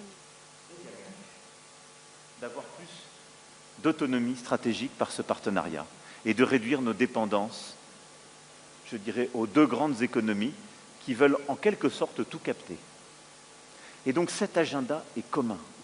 Ça n'est pas la France et l'Europe aujourd'hui qui vient mobiliser la totalité des terres rares, des minerais critiques ou des matériaux pour complètement capturer le marché mondial. Ça n'est ni la France ni l'Europe qui viennent vous donner des impériums en termes de solutions de sécurité. Ne vous trompez plus, ce temps est largement passé. L'agenda européen a pour intérêt de vous voir réussir sur le plan de la prospérité et de la souveraineté, parce que c'est le même que le nôtre. Si vous réussissez sur la souveraineté en matière d'intelligence artificielle, d'agriculture ou d'industrie, vous nous aidez à réussir parce que vous nous offrez aussi d'autres solutions, parce que vous offrez un avenir à vos populations, parce que vous réduisez la migration subie, qui est aussi un problème pour vos pays, parce qu'il fait fuir les talents, en même temps qu'il apporte une solution à l'agenda de l'Europe. Et donc, je veux ici qu'il y ait un réveil collectif. Quand on parle de tout ça, ce n'est pas un agenda univoque d'une Europe qui regarderait l'Afrique comme un continent qu'elle devrait aider. C'est celui d'un partenariat d'égal à égal, parce que vous aider à réussir, c'est la condition pour notre réussite. Et nous voulons le faire ensemble, de manière respectueuse, lucide et courageuse. C'est pourquoi, pour le réussir, on a voulu mobiliser le secteur privé. Et hier, on a annoncé, ce qui est une première, grâce à ce forum d'affaires, 23 milliards d'euros d'investissement privé, d'investissement d'entreprises, de fonds d'investissement, du secteur totalement privé en Afrique. Ces 23 milliards d'investissements, ce sont 14 milliards d'investissements des entreprises françaises dans les pays africains et 9 milliards d'investissements des entreprises et business leaders africains sur le continent. Cette réalisation en elle-même, c'est un vrai choc qui illustre la force de ce que je suis en train de vous dire et le fait que c'est aussi un sommet d'action. Tout ça doit passer par des choses simples qu'a dit le Président, un nouveau paradigme de croissance. Des pays qui développent une stratégie de valorisation de leurs ressources, d'agriculture et d'industrie plus forte, mais aussi d'une politique fiscale et budgétaire qui soit plus cohérente avec cet agenda. Ensuite, c'est de réussir à mieux mobiliser nos financements internationaux. Le FMI, la Banque mondiale, comme on l'a fait ces dernières années avec les droits de tirage spéciaux, ma chère Kristalina, ensemble, la remobilisation de ces plus de 100 milliards de droits de tirage spéciaux vers l'Afrique pour mieux mobiliser cet argent et un meilleur effet de levier. Et enfin, comme l'a dit le Président, c'est de bâtir au niveau de l'Afrique une vraie stratégie de garantie sur les premières pertes et de s'appuyer sur l'instrument aujourd'hui dit ATD, basé à Nairobi, qui va permettre justement, et c'est ce que nous allons nous engager à faire à vos côtés, la France rentrera au capital d'ATD et nous mobiliserons à vos côtés les solutions pour que ATD puisse jouer son rôle plein et entier à l'échelle du continent pour porter les premières pertes. Cette stratégie, c'est celle d'un nouveau paradigme financier, celle qui permet de se battre pour la prospérité du continent et pour son autonomie stratégique. Pour le reste, le président Ruto, et je vais donc couper mon discours, l'a très bien dit, et au fond c'est l'illustration, je dirais, physique et en acte du partenariat. Je ne vais pas répéter ce qu'il a dit, il l'a mieux dit que je ne l'aurais fait, je m'inscris dans ses paroles et je les endosse. Aujourd'hui, nous allons, dans un instant, nous réunir avec, pour ces questions de croissance, nous nous verrons sur l'architecture financière, nous discuterons ensuite des solutions de paix et nous allons endosser une série de textes qui vont illustrer cet agenda que je viens de décrire. Et puis derrière, donc, nous aurons les résultats de ce sommet Africa Forward, avec déjà ces résultats, ces investissements, nos engagements communs.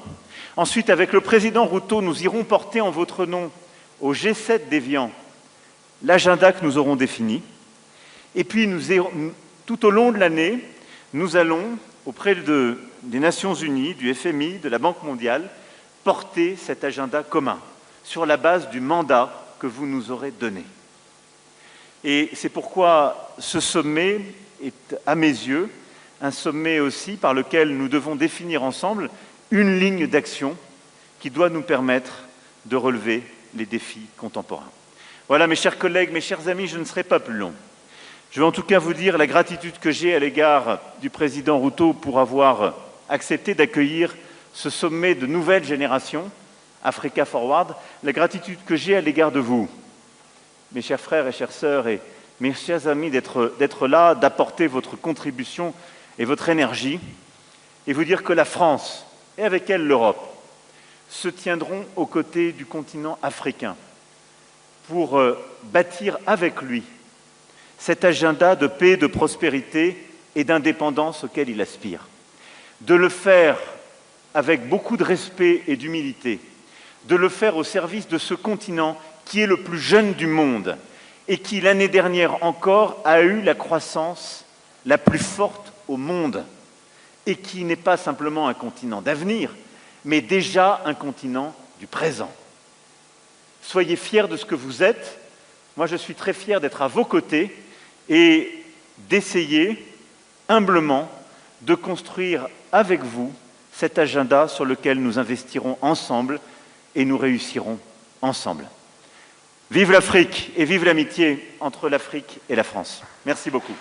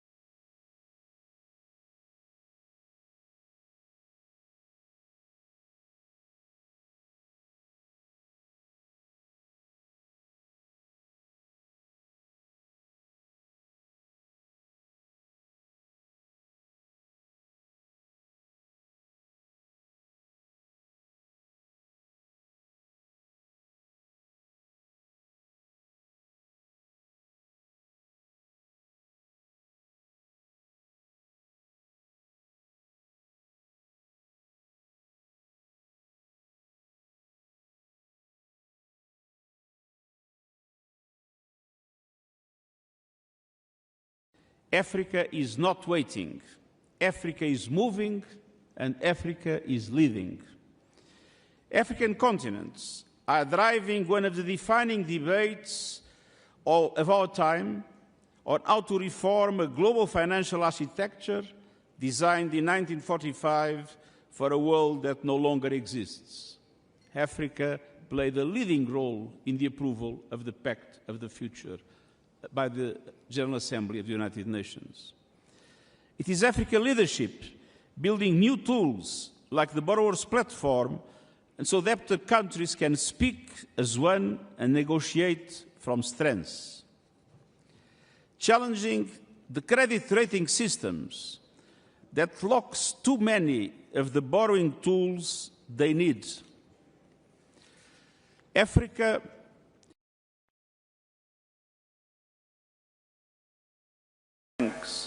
to mobilize private capital at scale and to deliver relief from the debt burden crushing developing economies.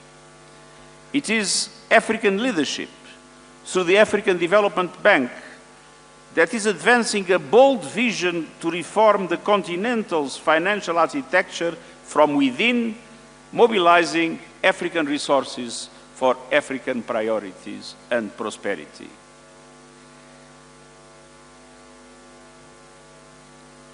Africa is driving a UN framework convention on international tax cooperation so that countries are no longer cheated out of what is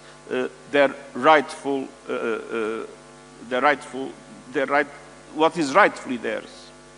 And I want to praise the African leaders that have understood that is absolutely essential also to do everything with the adequate policies and strategies to mobilize a much stronger share of national resources in order to be able to accelerate the development of the continent. And it is African leadership, alongside the small island states and other developing countries on the front lines, that has placed the climate emergency where it belongs, at the center of the global agenda. This is not a continent waiting for solutions. This is a continent producing them. But let us be honest about what stands in Africa's way. A global system designed without Africa and still largely operating without Africa, perpetuating century-old injustices.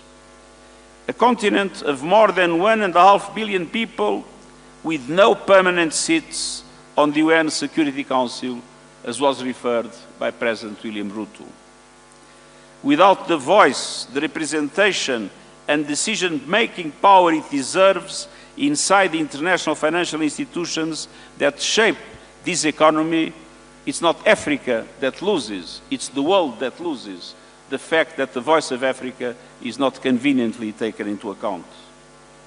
Meanwhile, as we all know, official development assistance is collapsing.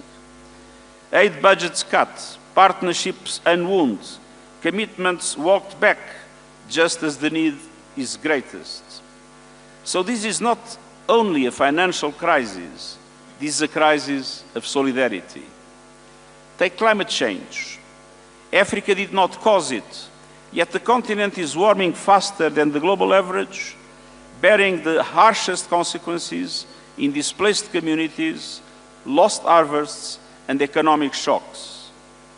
Today's global energy turmoil, volatile fossil fuel markets, fragmented trade is deepening fiscal stress, inflation, and stunted development across the continent. Africa must be at the center of climate justice. The continent holds 60% of the world's best solar potential and receives 2% of global clean energy investments.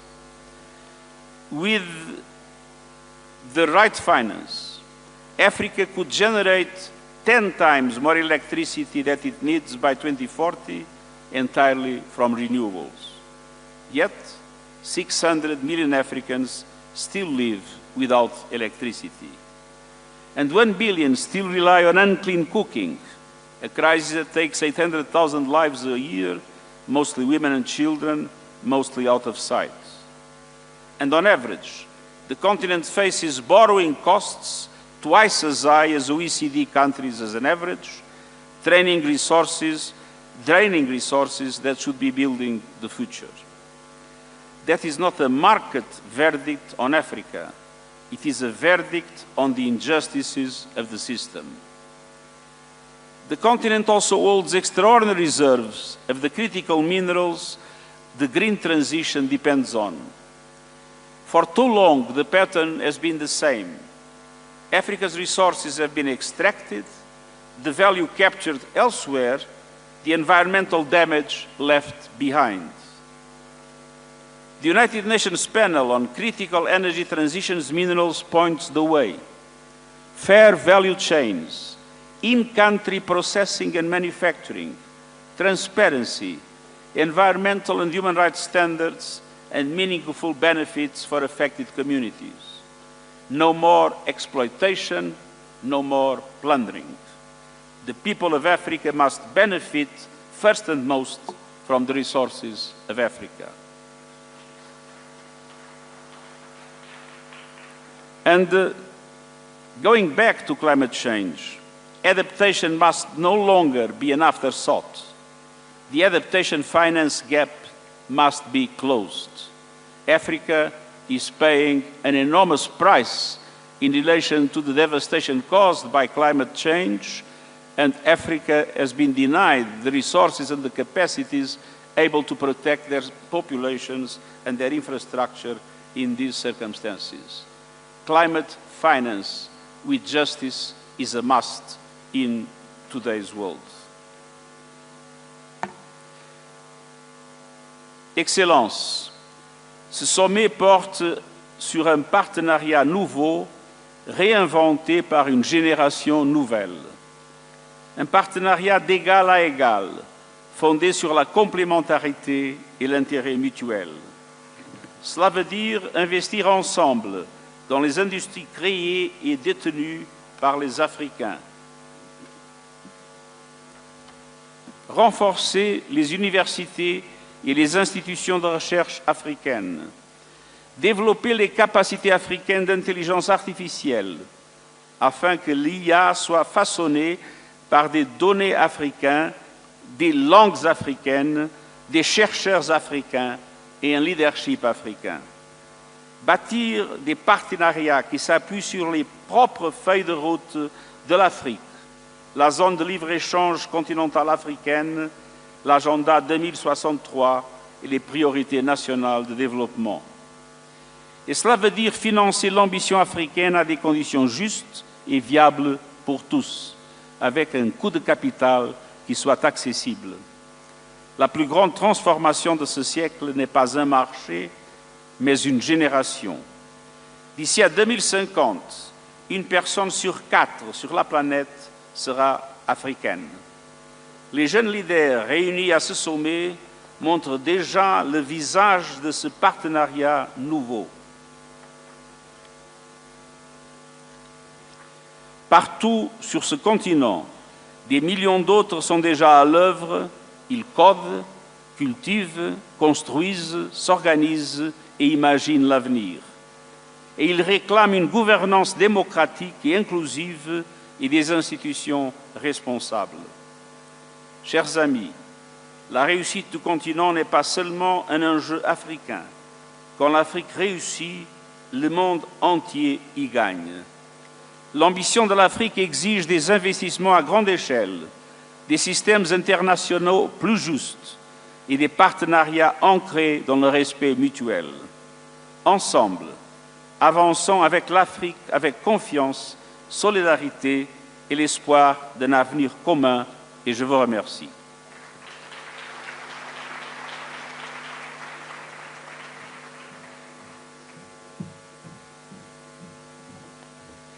Another big round of applause for His Excellency. Thank you so much. And now I'd like to welcome our next speaker, who is a distinguished African diplomat, currently leading Africa's premier continental institution. He's a steadfast champion of continental integration and multilateral cooperation. Please welcome to the stage His Excellency Mahmoud Ali Yusuf, Chairperson of the African Union Commission. Excellence, Monsieur William Ruto, Président de la République du Kenya. Excellence, Monsieur Emmanuel Macron, Président de la République française, co-initiateur du sommet Africa Forward. Excellence, Mesdames et Messieurs les chefs d'État et de gouvernement. Excellence, Monsieur le Secrétaire général des Nations Unies. Mesdames et Messieurs, d'emblée, j'aimerais adresser nos remerciements au Kenya pour l'accueil de cet important événement. À travers cette rencontre, le Kenya et la France souhaitent impulser à l'Afrique une dynamique de progrès. En effet, l'Afrique doit se positionner pour peser sur les décisions globales. La géopolitique internationale est perturbée. L'économie mondiale vacille. Le multilatéralisme et la sécurité collective sont remises en question. Dans ce contexte incertain, notre continent se doit d'être aux avant-postes de l'alternance. Il est indéniable que l'Afrique possède des atouts majeurs. Démographie et jeunesse, terres et ressources minières, énergies renouvelables et hydrocarbures. En effet, transformer le continent résidera certainement dans la transformation de ces atouts en avantages comparatifs. Diversifier nos économies, industrialiser et innover, voici les recettes du succès. Une productivité accrue et la maîtrise des chaînes de valeur. Excellences, Mesdames et Messieurs, il est possible aujourd'hui d'acquérir les technologies à moindre coût, de former les jeunes et nos femmes. Certes, l'énergie restera le principal cheval de bataille. Son abondance et sa disponibilité à prix coûtant est nécessaire.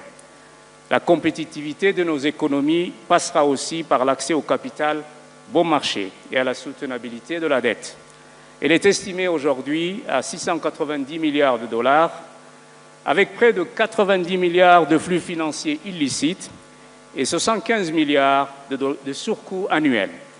Il est temps que nos propres institutions financières continentales montent en puissance.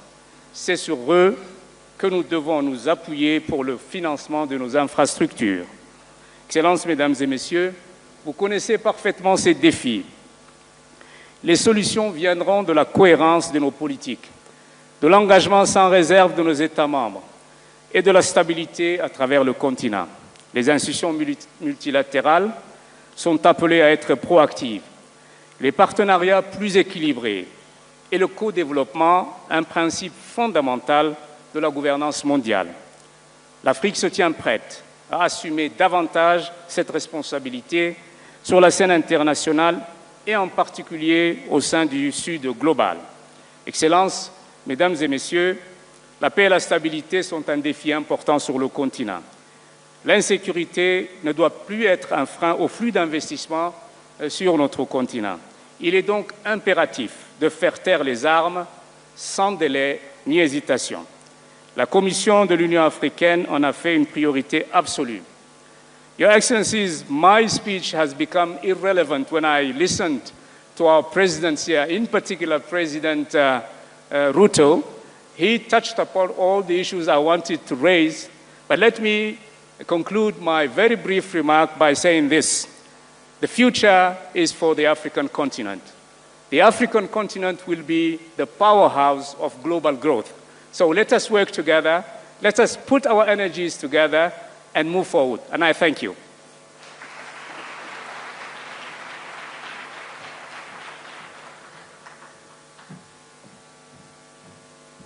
Another big round of applause for His Excellency. Thank you so much.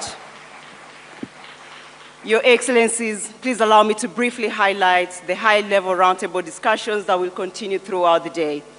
Immediately following the opening session, we'll proceed to the high-level plenary on energy transition and green industrialization in the adjacent room, Savo B. It's just right next.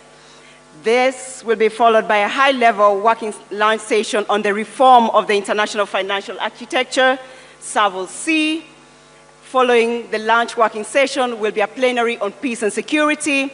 Thereafter, we will then transition into parallel roundtable discussions on artificial intelligence and digital technologies, blue economy, health, and agriculture. In parallel, there will also be a special session on Congo Basin Climate Commission ahead of the closing ceremony. To ensure the smooth flow of the summit proceedings, members of the organizing team will be available throughout the venue to provide guidance. Excellencies, distinguished ladies and gentlemen, please give a big round of applause to our open plenary speakers. Thank you. Thank you. Thank you very much. God bless Kenya. God bless Africa. God bless France. Asanteni sana. Allow me to hand over to Mr. Mike Gitonga.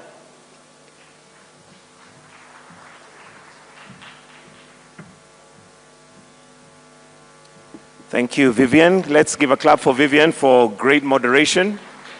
Your Excellencies, that brings us to the end of this session and would like to now invite all the presidents and heads of state to a family photo, which we're going to take right here on stage. So I'll kindly request that all the Excellencies for a family photo before we exit. All presidents and heads of state to kindly just be here on stage for a family photo.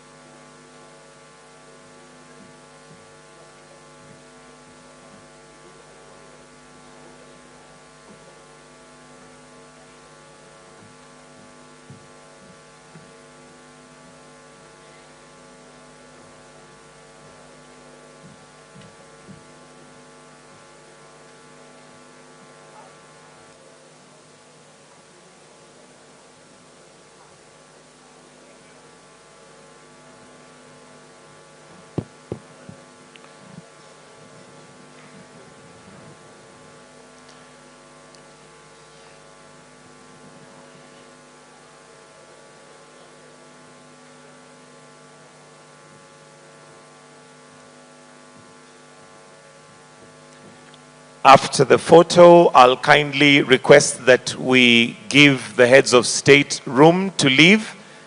And for good order, I'll request that we leave in, I'll announce how we shall leave, just for good order and for the protocol officers to be able to take care of how we transition from here to Savo Room B.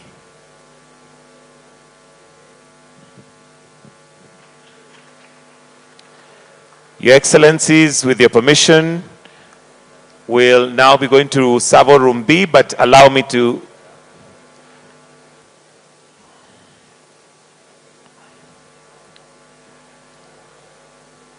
only heads of state and presidents kindly to proceed to Savo Room B for the next session.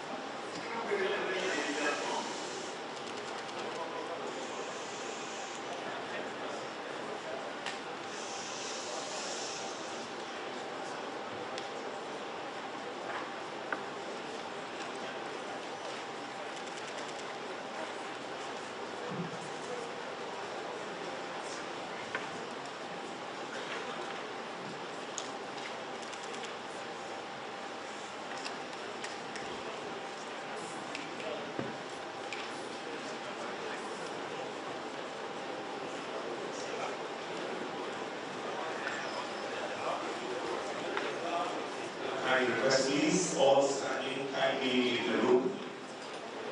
All that are not being sat, please let's kindly exit the room to allow the session to begin. Kindly, protocol officers, security, kindly let's exit the room so that we can begin.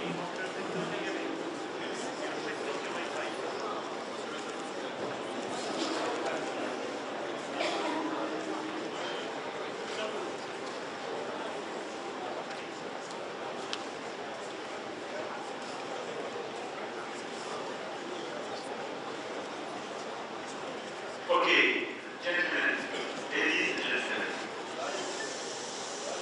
first I apologize because I'm running late. We are too long in our speeches. I'm okay, we will